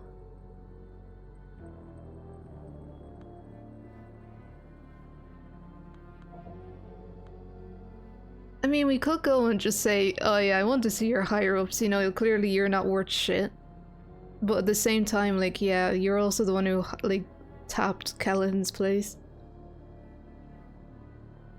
Let's be a prick. Whatever, if the people who run this operation have a problem with me, I want to talk to the manager, not an underling. A curt, abrasive laugh. The manager. I swear you should have been a fucking clown. Maybe I ought to call you Pagliacci. Call me whatever you want, I don't give a shit. I just want to talk to the person who pulls the strings here. Fucking unbelievable. Okay, okay. You want to know who pulls the strings? Give me 10 minutes and I can arrange a meeting. But this is your last chance to turn back. If you don't, I can tell you now, you're going to be sorry. The big kahuna? Finally, now we're talking. Yes, the big kahuna. So this is your final answer, huh? Yeah, answer, huh? Absolutely. Unbelievable. He takes out his cell phone and begins furiously typing. I relax in the seat. Finally, we're getting somewhere. It might be dangerous, yeah, but at least I will finally get a clue of what's going on. I'm just saying, this is the point of no return. My boss doesn't fuck around. Best case, you're going to beg him to take you in. He actually called the manager. Wow. I genuinely didn't expect that. That's a surprising turn of events. Whatever, he keeps grumbling under his breath, but I'm not even listening. I just watch the streets go by. Until out of the blue, I experience a strong sense of foreboding. I first spot her in the corner of my eye. She's hovering right next to Kaiser, with an expression that's impossible to discern. When she speaks, her voice is machine-like, yet otherworldly. Fine, we're 5 minutes away or so. Get the boys ready to give her the Mel Gibson special. The moment he puts away his phone, the silhouette disappears. We're 5 minutes away. Better start figuring out the ways you might prove yourself useful to the honcho. There is no honcho. Oh my god. Of course this motherfucker is setting me up. I need to get out of here, now. I do the first thing that comes to mind. I grab the door handle and pull. He notices me scrambling and struggles to grab me. Hold up, you stupid fucking cunt. Glass breaking, loud thuds of something heavy hitting the asphalt, tires screeching. I think he grabbed me. I think he tried to pull me back in. I think we fell out of the limo. I think his body cushioned my fall. But I'm struggling to process what's going on. It's like I'm blanking out. When I come to, he's already attempting to get up, cursing under his breath. The limo is stopped a little further in, but whoever the driver is, he's not coming out. Fucking... When he stands up, he'll be all out for vengeance. He's an older vampire and knows how strong he is. I need something that will give me the advantage. The pepper spray, of course. Did we have pepper spray? I can't even remember, it's been that long ago. It probably won't be as effective as it would be on a living person, but it's still worth a try. I limp towards the asshole, disarm the device, aim towards his eyes and unload the entire canister. Ah, it actually worked. It actually worked. I keep up the offensive. I punch him, kick him, throw him around, I pummel him, I smash his head against a curb. I struggle to harm him in whatever way I can, like a frightened animal. I don't know how long it lasts. Might be 1 minute, might be eternity. The driver steps out of the limo to help his boss, but once he sees what I'm doing to him, he runs away in panic. Feels god. Feels absolutely horrible. Once I'm done, I sit on the curb and scream my lungs out to avoid crying. Then I look at him. Yeah, you're worse for wear, aren't you? You seem shocked, barely hanging on. I know what I've done was extremely stupid. I did hear how he's one of the most influential figures in the city. But that's probably why he never expected to get his ass whooped. Especially by someone like me. When he speaks again, his voice is pathetic. Surprisingly close to a whisper or whimper. You'll pay. You'll fucking pay. You lost, mislaid, and abandoned property of a woman. He's unwell, talking nonsense. I approach him again. You wanted to have me whacked. What do you think, I'm stupid? You needed to be taught a lesson. Well, would you look at who ended up teaching who? No talk. Tell me everything you know about Callan's final death. All of it. Go to hell. You can fuck me up however bad you want. I'm still not going to tell you shit. You try anything, there will be consequences. There will be retribution. My mouth is shut. It might be my last chance to solve the case, but I don't force him to talk. He won't. There's a burgeoning thought in my mind, but it scares even me. Do I dare to push him to the edge? Make him suffer until he squeaks? Oh no.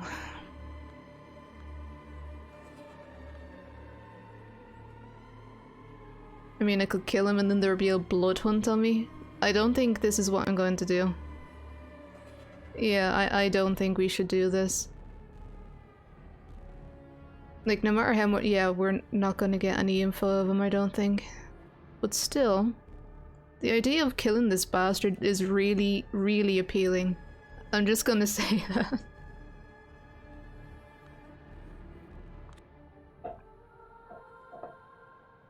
Sorry, that was just me putting my cup down. Got an achievement saying know thyself. All of you might be fucking monsters, but that doesn't mean I am. Big words for someone who just beat up our fucking elder. I will still get back at you. I will appeal to whoever I can. Yeah, sweetheart, whatever. See, that's the good thing about being the lone voice of dissent. It's mutually beneficial deal. One side gets the unearned moral superiority. The other side gets no resistance whatsoever. Oh, I will resist, by whatever means necessary. Wait, why would you say that when we're sparing him? That's something like you'd say like right before you pummel someone into the ground. Spare me. Tomorrow night, you will see the compromise that everyone agreed on long ago. Progress is coming like a train. If you want to throw yourself on the tracks, be my guest. I'd love to watch. Tomorrow night? Why Julia? I look back over my shoulder and see Kadir. Oh, we're fucked. Kadir? Bloody hell, what's wrong with you? Why does he look like that? This is why I didn't want to get you involved. I had a hunch. A hunch that the moment you get a whiff of true power, all brakes will be off. Look, you're talking nonsense. You're out of your damned mind. I should have had you in for a potential masquerade breach. Just let me explain myself. This ugly fucker tried to have me beaten, maybe even killed. Don't you care about that? I have no idea, Sheriff. No idea. She's dangerous, psychotic. I will take care of you in a moment, in my car, Kaiser. Hold on. I'm not done questioning him yet. It looks like there's a major conspiracy to— I'm not gonna have to ask you to leave. I'm gonna have to ask you to leave, and that you're gonna be glad I leave it at that. He just fell on the knife, sir. It wasn't me. If you do that, I'm going to have to assume you're complicit. That's where 2 strikes in my book. You don't want to risk a third. So that's that? Tell me, what was all of my footwork even for? We'll be seeing each other, little lady. Can you hear this? Go home, Julia. What? Go home. Fine, I will. But before I do, I take a quick peek into Kaiser's limo, still abandoned a little further down the street. I skipped the church visit again tonight. I want more time to finish this report. Who knows? It might be my final one. I want to spend more time with Dakota. Yeah, just forget about the rest of the world. A lot happened tonight, but I can still manage to be at her apartment an hour earlier than usual. She should be glad. I sneak into the apartment as silently as possible, trying to surprise her. Yeah, we still have Dakota. We actually haven't drank from her in a while, so maybe she might be complicit if the option arises. When I try to reach the bedroom, I see something unexpected. It hits me like a ton of bricks. At the beginning, I can't properly parse the sight, but when I finally understand what I'm looking at, it causes a wave of terror and disgust to swell up inside my chest. What in the fuck? Is she wearing our clothes? She's shocked to see me, doesn't know what to do, like a deer in headlights or a schoolgirl probably trying to hide her misdeeds from a teacher. You're early. Yes, I am. These are my clothes, Dakota. These are my cigarettes, that's my jewelry on the table. Yeah, and I'm pretty sure. God almighty, I thought I was just being neurotic whenever I noticed something dreadfully familiar in you. I can explain. Please do explain. A good 10 seconds of awkward silence pass. I can see her spending an eternity in her head. This isn't what it looks like. Oh my god, it is exactly what it looks like. I'll just come out and say it. Dakota, are you single white femaling me? It all makes sense now. No, come on, no. I thought I was the leech in this relationship. We watched that movie together. We made fun of Jennifer Jason Leigh together, a roommate stalking and imitating her own roommate. Ha ha ha. What a concept, right? But I was being fed on in a far more sinister way without knowing it. Don't be silly. Silly? I've never ever been this serious with you in my life. So whenever she put on my makeup, whenever I used her as a mirror, she was always hyping me up because she wanted to live vicariously through me. So many little things make sense in retrospect. The little things you kept modulating your speech after me, the weird ways our tastes were always compatible, some of your art feeling so familiar. I have no idea what single white femaling me means.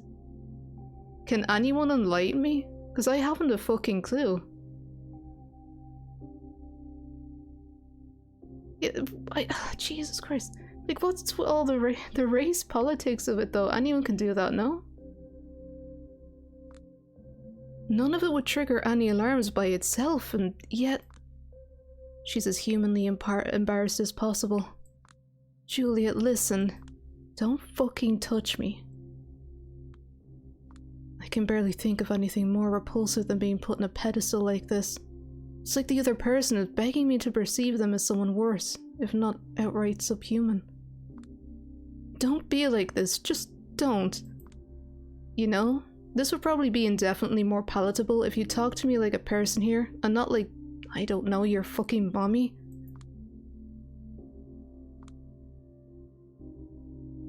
You know what? Fuck you. I've been locked in this apartment by myself because of all this pandemic shit going on. It's fucking me up. I know you've had it hard right now, so I didn't want to bother you. Yeah, I was counting on you to ask about how I was feeling, babe. How is your work-life balance? Aren't you feeling claustrophobic? Hey, is it just me?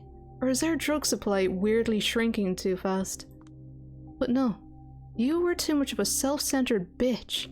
You regularly suck me dry and it's okay, but the moment I entertain the thought of taking something in return, I'm crossing a line? Oh no, I'm a member of immortal elite secret society. It's so hard to cope, Dakota. whenever I gracefully decide to visit her apartment, let's just do what I enjoy until the pain stops. Fuck you. Fuck you. Sincerely, fuck you, fuck you, fuck you. There's nothing you can do but take, and you should have learned by now that just taking won't make you happy, you big dumb bitch. Stop. Just... I don't know what to say. I feel disgusted both with her and myself. Just stop. Dakota breaks down crying. She grabs a jacket and a purse, then runs out of the apartment. I don't try to stop her. I stand there for a short while in silence and then lock the door. Did she take her keys? I don't know. I don't know if I care. I desired for someone else, not for myself. For a way to open a different world, not get locked back in mine. I collapse onto the soft bed. I smell her perfume. I always liked it, but now it makes me slightly nauseous. Is this some bizarre political terminology? Yeah, I don't get it, quite frankly, and to be honest, I don't really care to understand it. Because it just sounds like shit so far. I'm sorry, a lot of it is. I try not to think of Dakota. I think of Kaiser. I think of Kadir. I think of Callahan. No matter what I think of, I sense doom. I feel that I just sealed my fate, whatever it may be. Everything fucking sucks. Back into the void. Back into the void. Back into the void. I just got an achievement, scream bloody murder. Maybe I should have just gone over to the hospital instead.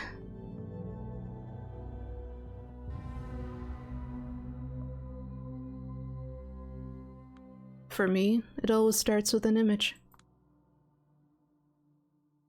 An image which might be vaguely eerie or interesting, but usually not an image that would provoke particularly strong feelings by itself. Usually it hides a mystery, that much is correct. But that mystery doesn't exist without text, or more specifically, a context. Context is everything. One way or another, you need to process what you're looking at. Maybe that context will be something you've heard or overheard. Maybe, although it's quite rare and pretty special, will be your very own creative, captivating, complete interpretation. A ghost of an idea. This is a half-forgotten memory of something unspeakably beautiful I will never, ever see again.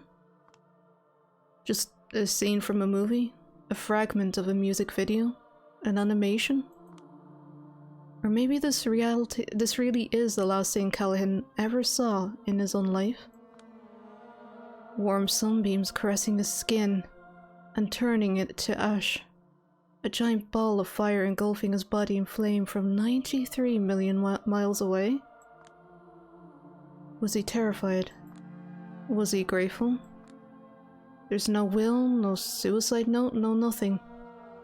Instead, we can only count on what the local historians will write, presumably letting their biases shape the narrative one way or another. What am I looking at here? A horrible, laughable hall of mirrors? A creep whom I never, ever want to see again? A vampire much more despicable than myself? Or maybe someone who loved taking care of me and deserved to be cared for in return? Funny thing, whenever I was high as a kite, mentally lost in her dimensions of parallel to ours, she was my anchor. Our shared history, my feelings for her were an anchor. Matthew McConaughey, returning to his estranged daughter from the other side of the cosmos, from beyond the event horizon, guided by nothing but love. Then whenever I got back to planet Earth for a week or two, I was haunted by a memory of that affection. I was the best possible version of myself towards her. Yeah, she's pretty ripped, to be honest, in a sense. Like, she's fit. Why does it keep doing that, huh? But that haunting always refused to transfigure into something real. What gradually took its place were angry, disappointed thoughts, and among them, one thought that I was always trying to suppress. I need someone who'd know how to raise me up spiritually. But all I have is a sycophant who's always working her ass off to lift me up without understanding what I need. It's hurting us both. Having these words pop up in my head hurt me, because they had a ring of truth to them. But also because I knew there must be another narrative. A better narrative. I was just too stupid to find it. Story of my life. Story of my own life. I still have no idea what I think about this city. I had the best city in the world phase. I had just a playground for wealthy fucktards phase. Now I'm in search of a better description. One day, probably I will stumble upon, like a piece of writing over a prestigious TV show scene that will contain just that.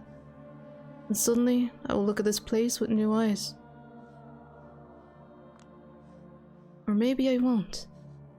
It's like all the frustrations I had back at Lodestar. All these words constantly trailing behind reality, trapping you in useless mindsets instead of bringing enlightenment. Fuck all those flashy writers whose main concern is furthering their own brand. Douchebags who present you with limited, pathetic, depressing realities, where they are kings. Fuck them all to hell. We need words that will paint a brighter future before our eyes. But what if it can't be done without reinterpreting the past first? What if we haven't even defined the ills and threats correctly?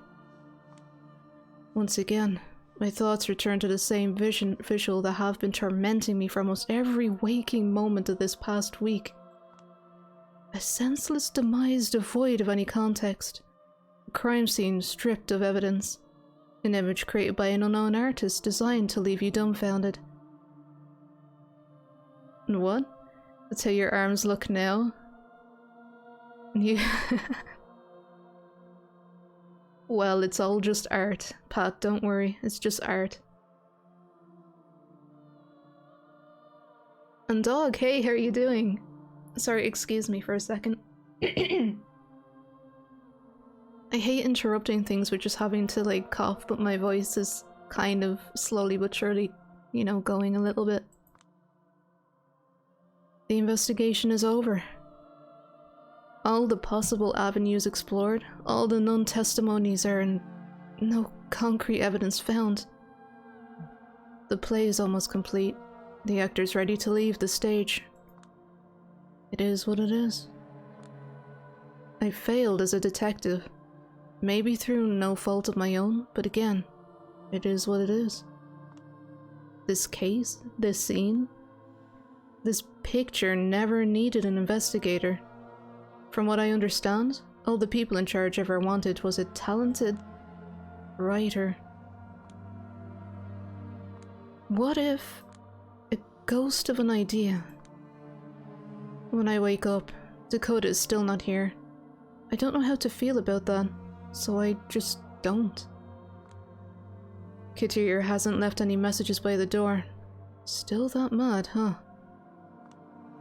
He will probably appeal to the court to take me off the case. And if half of the garbage Kaiser was spouting is correct, he shouldn't have much trouble convincing anyone. Or everyone.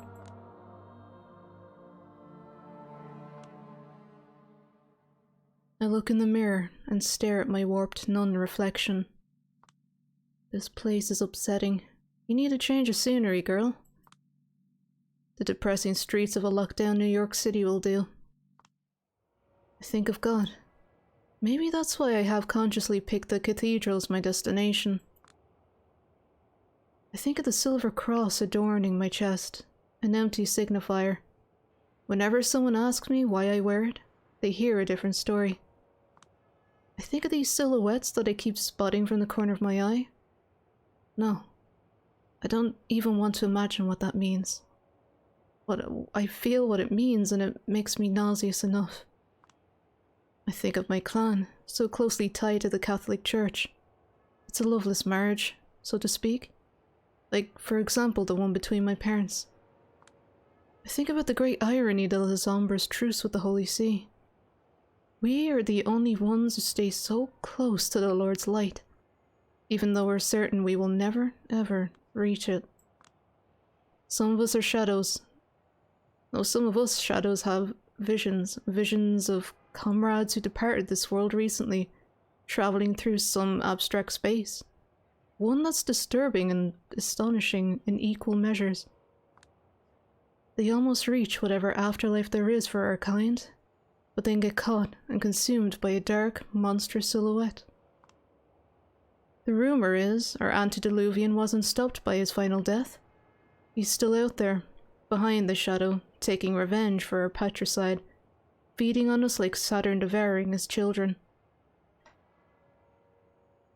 But the thing with Saturn's child is, like, one grew privy to what was happening and was able to end the vicious cycle, and then there was also the thing, what was it, one of them might have, like, forced themselves out of, or no.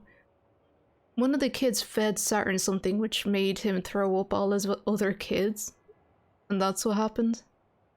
So, there's a silver lining, I guess. Every cloud. As Dakota would say, it might not be factual, but it's an emotional truth. From joining the Camarilla to panically scrambling for any safe house, it's like our elders are solely motivated by fear. The sins of our fathers are catching up with them, and it's young kindred like me who are given responsibility to clean up their mess with the constant sense of doom looming over the horizon. We don't talk about salvation anymore. We're just minimizing the impact of damnation. That's no way to live. But then again, maybe that's why they call it unlife. Shit, it's been a while. You thought the mother saved a kid and he grew stronger than certain... I don't know. I don't know anymore. Maybe that's it. It's just one of the stories I heard was that he was fed something that made him throw up the rest of the kids and then they were saved or something. I'm not sure. I guess there's multiple versions of everything, even in ancient Egyptian lore. Hello there, lost sheep. I'll have you know, this shepherd was extraordinarily patient in waiting for you. What are you doing here while the night is so young? Out for blood? Well, you're in luck. This place offers both the body and blood. If missionaries learn their methods from pickup artists, they will be all like this guy. I'm not in the mood, you sorry-ass bum. Step the fuck away from me, or you're going to be sorry. Oh my, something troubling you? If so, I can arrange a confession. Or if you're in a hurry, keep in mind, the path from inner turmoil begins with a friendly ear. And I've got one right here. Korajibana Twoja. I'm sorry, I can't speak Polish. You want me to fuck you up, don't you? Don't you? Julia, as you should know by now, I always interpret this kind of response to preaching the divine as the devil stirring inside. Is that what it is, Julia? The liar and the father of lies got a hold on your soul? If so, give me a signal. Even the smallest one, I'll do my best to spot it. Something swells up inside my chest. I recognize the feeling. The handbrake just broke and I'm definitely not on level ground. Fuck, here we go. Listen, I've had enough, alright? Enough. Enough of your sanctimonious attitude, enough of your brazen lack of basic empathy, enough of your dumb ugly fucking mug. You're a fucking singularity of stupidity, tastelessness and cringe. I've met all sorts of horrible shitheads and asshats this week, and somehow none of them get under my skin the way you do, you motherfucker. Like a goddamn Jehovah's Witness going from door to door, except you're always knocking on my fucking skull, going, hey, do you know God exists? Have you heard that God exists? Like, hold on, hold it right there. When did I ever say that God exists? What? Okay. I said, what makes you think I believe God exists? Oh, now you're just fucking with me. No, I'm serious. Well, he sounds serious at least. I'm actually speechless. I think there's been some sort of silly misunderstanding that desperately needs to be cleared up. I'm all ears. I sure hope so, Julia. I feel like you must have ignored half of what I've been saying for you to reach these conclusions. That's very well possible, actually. Usually it takes 15 seconds of him talking to get me completely zoned out. Yeah, he has, like, the, Jesus on the cross on his shirt, like actual merchandise. Yeah, Julie is still her same old self. So, to avoid any further mix-ups, I will go back to the beginning and explain the core of my religious beliefs, okay? So, I love the Catholic imagery, I cherish the tradition and lore, I adore the practices, the intricacies of the theology, the messages contained in the Bible, of course I do. Does that mean I believe one day I will see the big dad in the sky? Forgive me, Lord, but I don't think so. Doesn't sound very likely, especially for a bloodthirsty creature of the night. So, that's what this is about? Fun imagery? You're wearing one around your neck, Julia. I think you can maybe grasp where he's coming from. Not so overly simplified, but yeah, I suppose you could say that. Motherfucker, you ain't Catholic. You're just a weirdo cosplayer. Says a non-practitioner who still wears a cross. Thank you, Benoit. He has it too. Yeah, but I don't shove it down people's throats for fun in my spare time. I'm simply trying to share the joys religion has brought to my own life with others. What joys? Oh, where to start, when there are so many? The joy of having plainly understandable rules to follow? The joy of having a structure to your life? The joy of always knowing where to find people who share your values? Above all, it's the joys of being It's the joys of being an aristocracy, surrounding oneself with exquisite, luxurious architecture, beautiful classical music, ornate rituals formalizing our actions and relationships. A pursuit of virtue separating you and those from the masses. The hierarchies, the communities, all serving an idea greater than themselves. It's like monarchy or some Camarilla traditions, but not as gosh. Gosh, eh? Well, words and names I'm terrible with. So that's what it was? You saw pretty paintings and buildings and thought, hell yeah, I want in?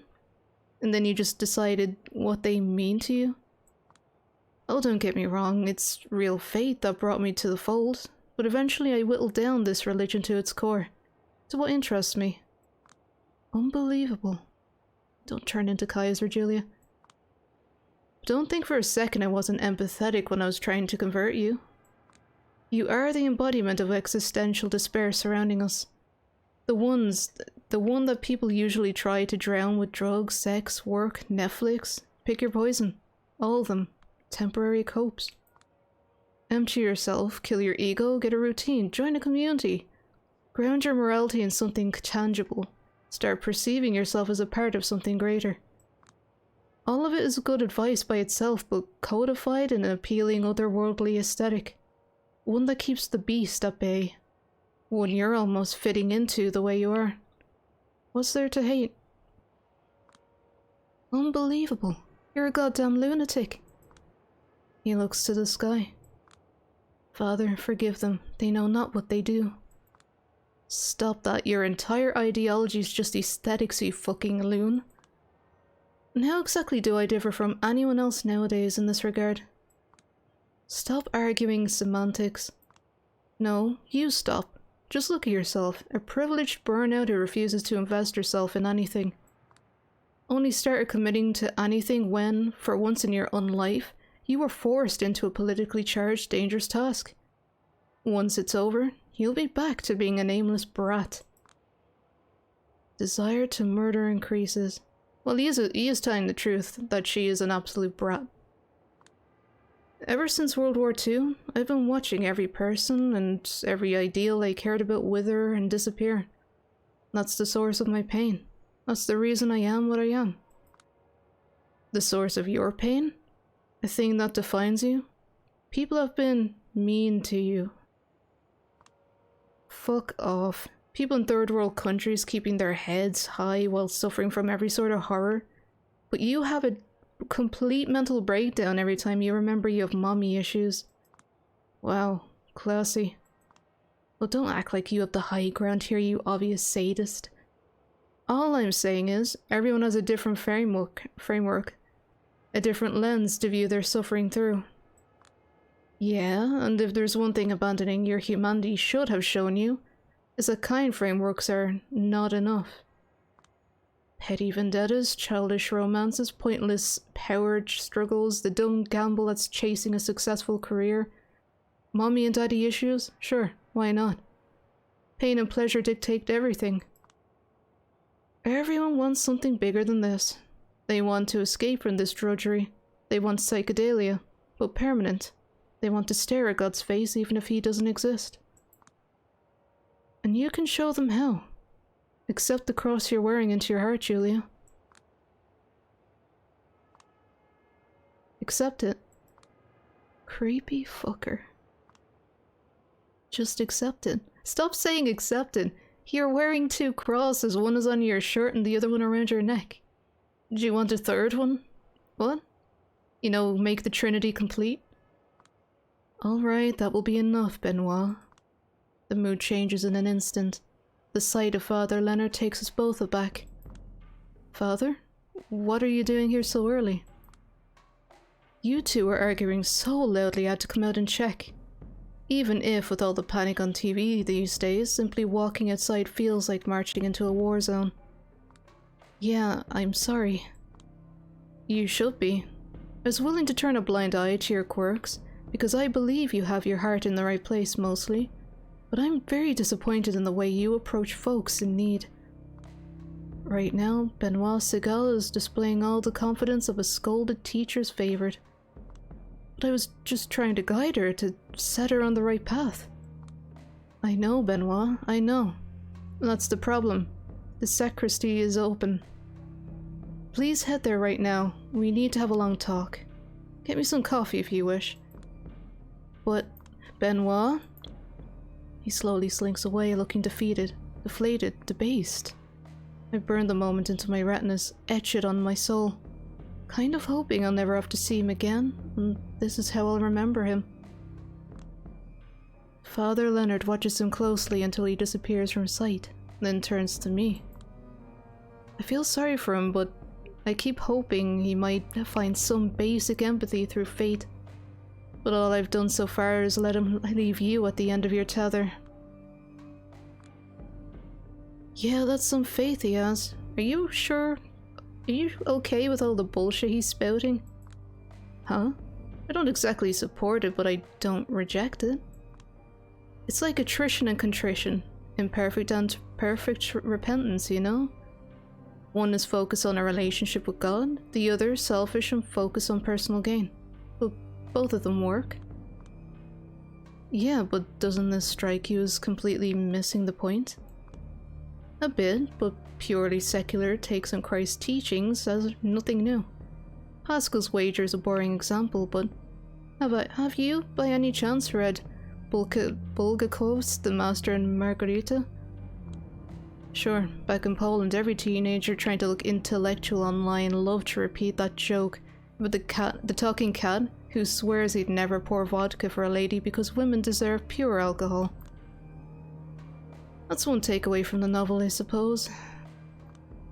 I read it as a moving depiction of Christ, who's not a divine being, stripped of mythic qualities, but open for transcendence. Jesus and Satan understood as powerful forces battling within us. Would have to read it again. It's been too long.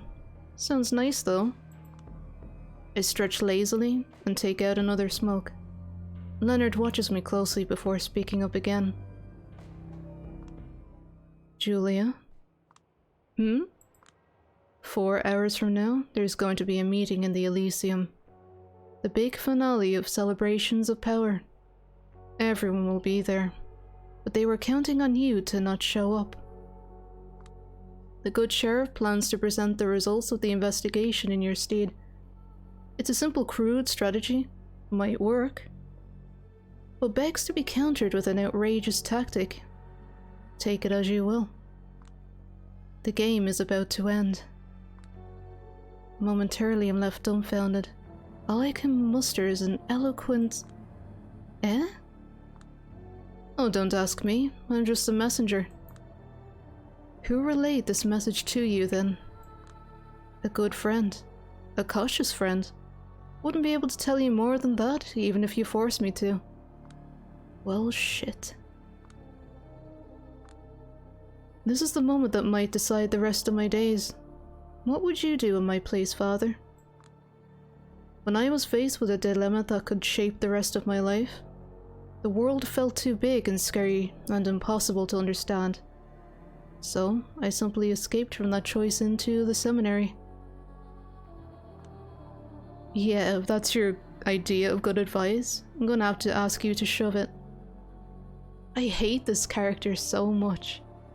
I feel so defeated half the time. I would expect nothing less. Don't you regret it? Regret what? You're kinda shady but don't seem like a bad guy. Still, you have to accept the people above you are responsible for some horrible things. If our superiors' acts count as our own sins, then on the face of it, probably half the people in this world are irredeemable. Clever, but not a real answer. And being a low-level grunt for assholes you find wholly objectionable is no way to live. I don't know. Is it? I finish the smoke in silence. I have to go. Don't know if and when we'll see each other again, but when that happens, I probably won't be the same old me. Of course, but before I leave to scold Benoit, let me say one more thing. Yeah? These are difficult times. My parishioners keep calling me. The things people are going through, they might never admit. But if this keeps up, it will cause horrifying, invisible damage to this nation. A dreadful darkness is killing us all, little by little, and like every powerful evil, it manifests itself little by little. And yet, simple as it may be, I confess to being strangely excited. For a moment we're seeing the suffocating normal disappear. This is the time to dream a new world. This is the time to dream a new world is possible. Walk these empty streets, Julia. Remember how the city feels right now. Bask in its shadows and uncertainties. After the apocalypse comes, the great rebirth? I hate that idea that some people would hold that notion. The Amici Noctis awaits your next report with great curiosity. I give him a nod and I sprint away. Now I know what I must do. Hey Moon, my lone constant companion. When I moved here for good, from when, you know, the old country, you were the only close friend who kept me company. Never felt in the right place back there. Never felt in the right place here. Especially now when I'm not quite alive. Not quite dead. Not that Slavic. Not that American. But maybe it's about time I finally carve out some space for myself. It's been a long road, hasn't it? Wish me luck. I catch him in front of the art hall, because of course he had to be the first person I met here. No way. No. I'm going to be the laughing stock of the entire city if I don't show up to the resolution of my investigation. How about you demonstrate a modicum of courtesy? Courtesy? Girl, I should put you on trial. I can't guarantee I eventually won't. You've messed with Kaiser, the eminence grise, I'm sorry, of the city, beaten him to a pulp like a random goon. He will do everything he can to destroy you from now on, and my bet is he'll succeed. Whatever will be, will be. For now, at the very least, I'd like to show the court I'm not a baby fledgling who can't see a task she was given to the end. You're making a huge mistake. How did you even learn this meeting is happening in the first place? Maybe I'm not as trash an investigator as you thought I was. I never said, but you're showing it. That's not a fair assessment. I wanted to finish this whole mess myself, for your own good. It would be nice if you asked what I think next time. I'm actually pissed off you tried to pull this off without me, but I'm not letting it show. Counting on being able to guilt trip him into submission. His deep sigh of resignation proves that my tactic was successful. Fine, but you will stay quiet the whole time. No tricks, ifs, or buts.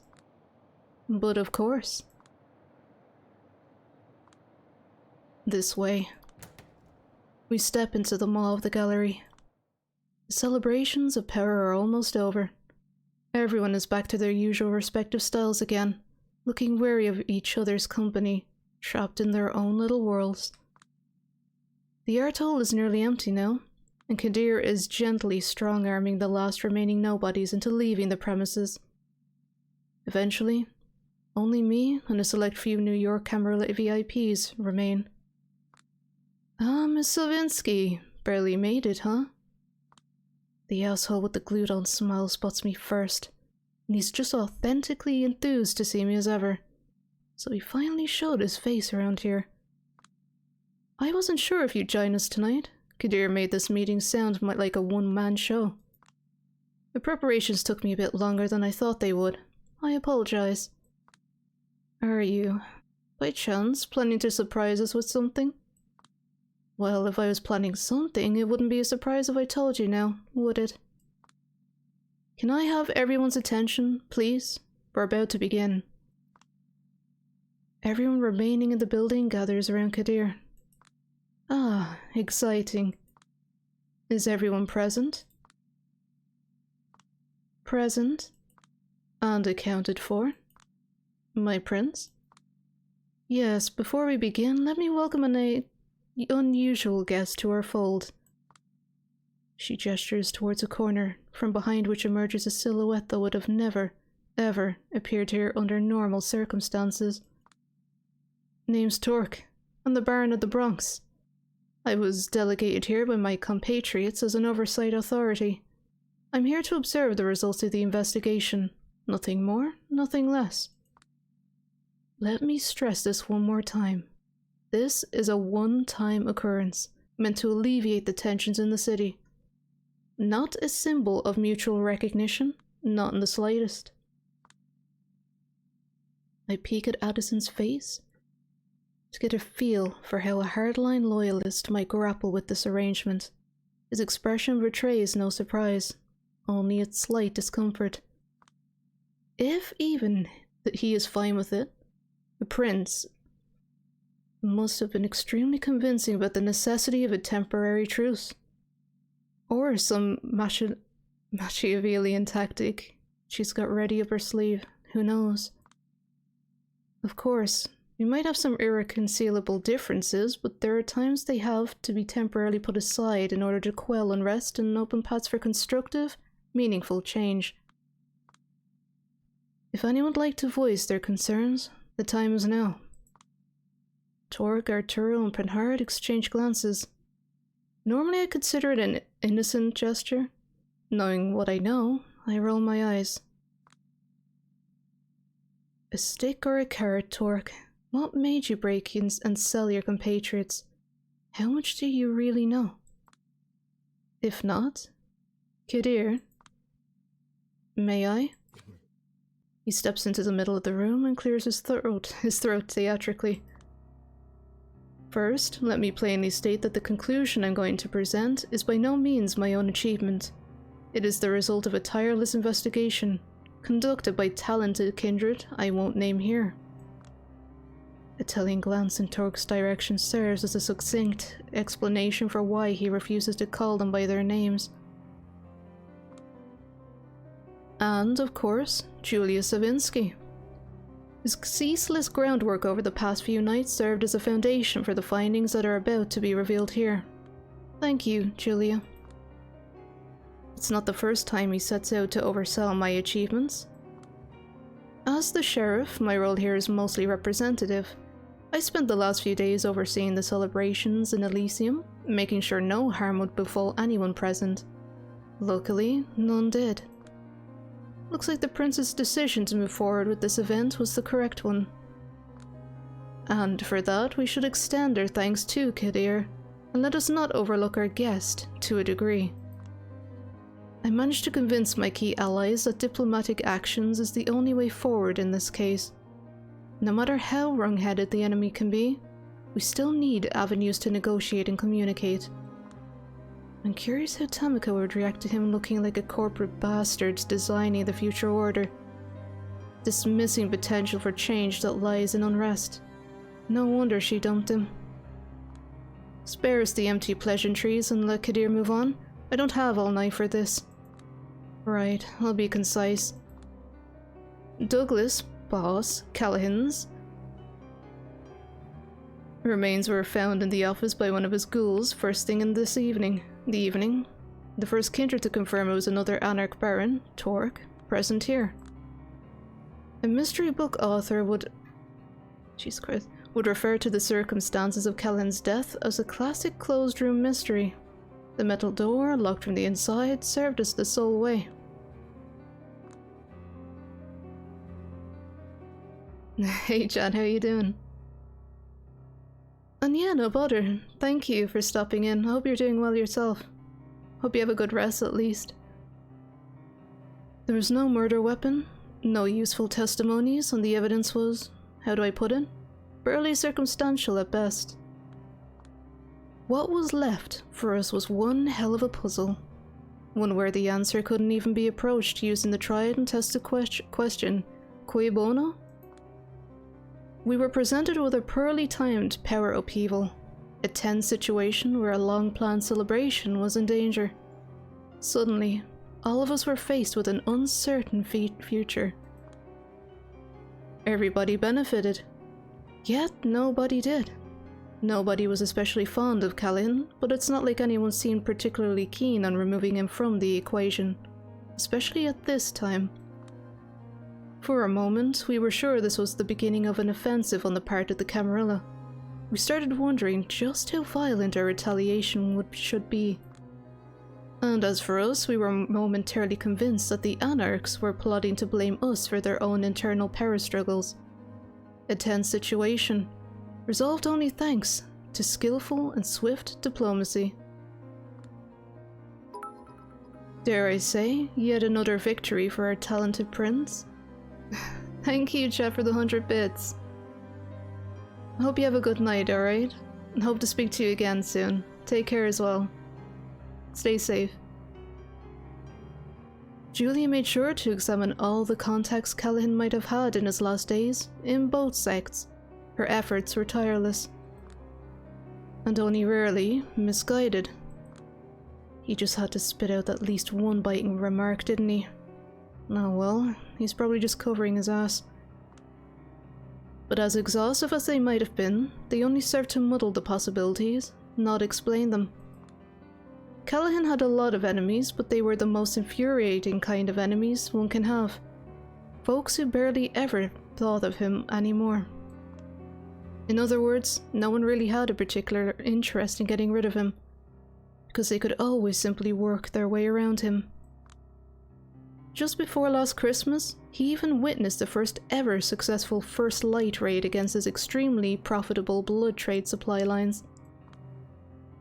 The lone ace up his sleeve, a downright shady ability to perfectly maneuver around all SI activities, gone. Callahan's decline was apparent to all, and a domino effect made his empire slowly crumble. Up until recently, he had done an admirable job of keeping up with the times and getting away with murder. But suddenly, all of the prison spotlights were on him. The recent stories we hear about him all depicted a depressed, downright manic recluse lashing out at everyone, struggling and utterly failing to fit into the new reality he found himself in. A closed room, no evidence of struggle, a lack of strong white dunnets, the corpse being found in the very early evening hours. The conclusion is simple. Callahan's final death was self-inflicted. Suicide, to put it in simple terms. Okay, now that's bullshit. Huh. Silence has filled the room. So, wow. That really put the angle they'll be pushing, isn't it? So let's hear it, Sheriff. I will explain. It was an independent detective who first set me onto this theory, only last night. There is no suicide note of any kind, of course, but the message our recently departed has sent might not have necessarily been a verbal one. The peculiar thing was the position of the body. It was like an arrow, pointing at us to notice something. It appears the last thing Callahan saw in his own life was the portrait of one Lord Castlereagh, the second Marquis of Londonderry. Okay, now it is called Derry. I take grave offense to that, come on now. Which is coincidentally where Callahan was born. It's called Derry, by the way, it's not Londonderry. It's not Londonderry anymore. To most, he was a reviled traitor, a heartless suppressor of all dissent, the main threat against each rebellion the Irish have gone through, successful in all ways but those that matter to his people. Some call him a tragic figure, holding together selfish allies against a common threat, always fighting for painful and unpopular compromises, ruined by overwork, sickness, and poor public speaking skills. Not hard to see why Douglas Callahan would empathize. Polite snickers? Indeed, especially when you realize that the sickness in his blood, his failures, the hatred from his own people, and a growing paranoia led him to commit dramatic suicide within his own four walls. Ah, I see. The assumption is, instead of stabbing himself to death with a knife or a pen, he decided to let the sun embrace him in its warmth. Castlereagh's face burning into his eyes. A poetic, final death. It's not a closure he might have wanted, but probably the best explanation of his motivation that we're going to get. Does everyone follow? A heavy silence fills the room. Nobody speaks up except Prince Panhard. To me, it's all perfectly understandable, agreeable, and most importantly, it fits the man I've come to understand over the last 2 decades. Consentient murmurs resonate throughout the room. Agreed. And, might I add, there were some irregularities in the handling of the crime scene, but the Anarch leader's findings suggested Callahan's resentful ghouls were to blame.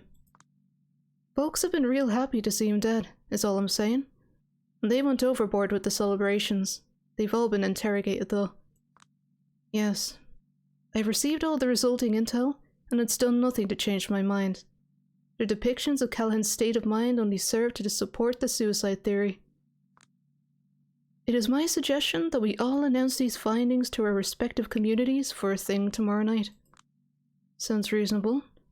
And I think that concludes this meeting. I'll let the Keeper of the Elysium do the honors. No time wasted, huh? Alright, does anyone have anything to add? Any questions to ask? Take your time. Silence. I'd look at everyone just sitting it out in perfect agreement. Congrats, everyone. Congrats us. We've achieved a perfect victory. No loose ends. No rocking the boat. No nothing. Makes you want to puke. How many of them contributed to this final report? How strongly does Kadir believe this shit running from his mouth? He's always been a Camarilla loyalist, a fanatic even. But... Miss Julia, any final statements? This is it. Now or never. If anyone can blow this pathetic charade wide open, it's me. But there's no coming back from this road, and it has a cost. I've spent all my life and unlife in social climbing, and the sunken fallacy is kicking in. Challenging them here might be my only way of ever making it out of the pit I'm in. On the other hand, maybe this is my time to head into the unknown. Kill my ego, at least temporarily. Shut up the voice of my elders screaming in my head. Betray my Lazombre instincts. Make all these ghosts go away and figure out something new, no matter how scary it might be. Do I dare? Or maybe I don't? I feel like there's an incredible prize to be won, waiting right in front of me, if I just dare to take out this revolver with its single bullet I have hidden on me, and invite everyone here for a crazy game of Russian roulette. But I also get this foreboding gangster movie feeling. Like, is this a scene where the future mobster could have gotten out but didn't?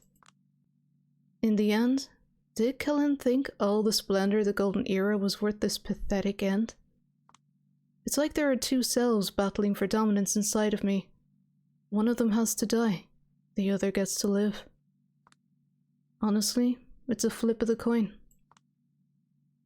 I reflect on all the kindred I've met, lessons I've learned, choices I've made over these past few nights to make a decision. And then, I feel like I'm simply following the way I conducted this investigation to its logical conclusion. I respond. No, nothing. Kadir's done an excellent job of summing up the entire case. Are you fucking kidding me, woman? After all that, the trials and tribulations we've gone through? Ah, nah, it's grand. Yeah. Short case, it's fine. I don't know if I should be angry. A barely detectable tension in the air disappears. This was the first time they might have had to reckon with something I said. But luckily for them, turns out they won't. Well, looks like that's all, folks. Yes, looks like it. Excellent. Might I be going now then? Places to be, kindred to see. Took the words right out of my mouth. You can see it in some of their faces. Everyone is happy.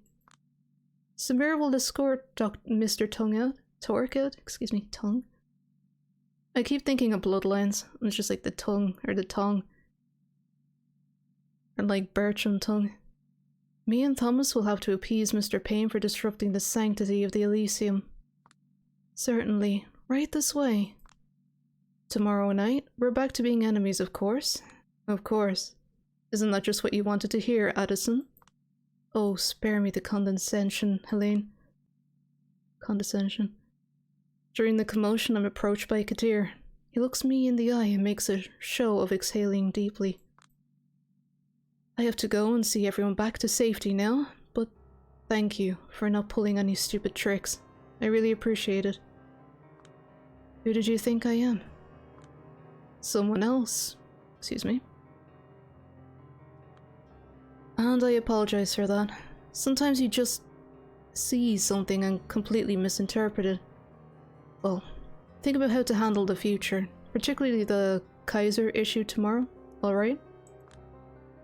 If I'm even here tomorrow. He pats me in the back with a short and awkward smile. See you then. Everyone slowly scatters, but I just sit there, keeping an eye contact with the only person here I still have some unfinished business with. The airtoll should have had its doors closed now, but nobody considers it weird that I'm staying. After all, the only person that is still accompanying me is the Keeper of the Elysium. Aren't they a happy bunch? Oh, Jesus Christ.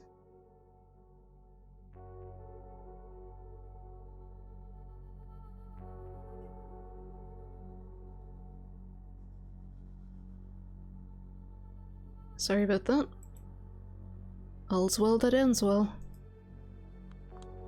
People were getting nervous, like you really had some good cards to play. You're a poker player? Occasionally, but it's a very social thing to do. Played with Jennifer Tilly once. Must be easy to keep a poker face with you, you know? I know, it does help. And you do seem to know a lot about the cards other people are holding. Like all great games, poker does share some principles, lessons, and necessary skill sets with real life. I take out another smoke. This conversation is bringing back the tension, like two fencers carefully looking for a hole in each other's defense. I found a file about you and Kaiser's car. Seems like he's worried about you. The only unpredictable variable in his equations. Ah. See, that's the one card I didn't predict you drawing. Speaking of not predicting something, when I was waking up tonight, I didn't expect a good friend would provoke me into coming here. Who might that have been? Not a lot of people in this room had an inclination to act friendly towards me in any way whatsoever. Sure looks like someone made a risky play. Even great players make dangerous plays sometimes. You know why? No idea. Boredom. It's boredom that gets you. Even when you love the game, there's always this fear that it might turn into a perfectly predictable series of optimal plays. Time to make a play that might not seem optimal at the moment, then. A direct attack. You're not really Catherine Visa, are you? I don't know who else I could be. Let me rephrase it then. You're not Ekaterina the Wise of the Agitator of Prague, a Bruja elder calling turbulences all over the world? Are you? She laughs. That file must have been pretty thorough. Kaiser knows what he's doing. That's why I'm afraid of what he might do to me to get revenge. Rightfully so. Maybe I'll help him out in exchange for a favor. Snuff out a La Sombra meddler, strike a partnership, promise to keep each other in check. If that was a joke, it wasn't very funny. And just so you know, I've made precautions. It was a bluff. Honestly, I expected more of a reaction. Kaiser's documents. Did they mention anything about Ostrava? They say that's where you were born. As Hanna Urbanova. Was unlucky enough to immigrate to New York City at the perfect age, and with a pretty accent, approximating that of Ekaterina. Honestly explains a lot. Kadir told me that Ashley once organized a blood hunt after Ekaterina, and that she was both a liability and too intertwined with the city's history to give up on her. The solution? You were deemed the best possible compromise by all the parties involved. The particulars aren't really described. It is theorized that blood magic was used, maybe flesh crafting. I do remember a few images. Accomplices embrace. Christoph, the man who caught me, apologizing that the others broke my jaw, as if he wasn't to blame. Violent brainwashing. But what's done is done. I might not be Ekaterina the Wise, but I'm definitely Catherine Visa now. I feel as good about the situation as I probably can. She's the brooding Batman, and you're the fun-loving Bruce Wayne. Zorro and Diego de la Vega? Something like that. A debutante who sleeps a lot and parties a lot. Only has to do something unpleasant from time to time. Do you hate her? Sometimes, but I mostly pity her. I've come to accept my fate, and I don't even feel much trauma when I see my jaw in the mirror, the way she does. Some pig broke hers centuries ago, and she still relives the assault every time she catches a glimpse of her own face. All that power, all that reach, all the appearances. Still not enough. Don't get me wrong, but is there a point to all these questions? Oh, there definitely is. I think it was a reading your file that made me ultimately decide against turning this investigation upside down. Was it now? An immigrant from Eastern Europe comes to New York City, takes the position she always expected to find herself in, is molded into someone who is no longer herself. The story struck a chord. I felt like you were, maybe ever so slightly, pushing me to follow your way, to lose myself in a position of considerable power. I could see Julia Savinsky sharing Hannah Urbanova's fate, and to be honest, it scared the shit out of me. Catherine shakes her head. Funny, Ostrava is just 15 kilometers away from Poland's borders. I know. I think I've been there once when I was a kid. Parents love to travel. Who doesn't? She takes my smoke, turns back, takes a deep drag and returns it to me. All of these long-established organizations, with time, their practices always degenerate, start draining everything out of the participants, turn into a cycle of abuse aimed at no one in particular. But the funny thing is, if the victims aren't allowed into positions where they can perpetuate the abuse, they feel the abuse is aimed specifically at them. There's no winning move here. Do you understand what I'm trying to say? I think. You're making excuses for yourself? Pfft. She desperately tries to stop it, but she laughs. Sounds a bit like a harpy screaming, but it's strangely endearing. I take a drag of the cigarette she took from me earlier. My inner grade schooler excitedly informs me it's an indirect kiss. Let's walk outside. I need to close up shop. Dawn is almost here and we still need to talk about how to get you out of Kaiser's grasp. I nod and follow her to the street. So I hear you've been living with a human. Yeah, it didn't work well. Oh, why is that? I don't know how to do this. Do I dare to call it sisterly bond came to happen, and I know it can't last beyond tonight? But I'm savoring every second. She's been, turns out she's been single white femaling me. I don't follow. Nor do I, Hannah. I come home, I find her wearing my clothes, smoking my cigarettes, pretending to be me. The creepiest thing in the world. So you find that pretending to be someone else is the creepiest thing in the world.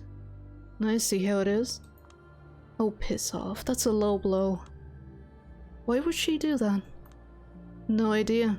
I just yelled at her and saw her running out. She's probably back home now. I hope. No. I don't. I don't know.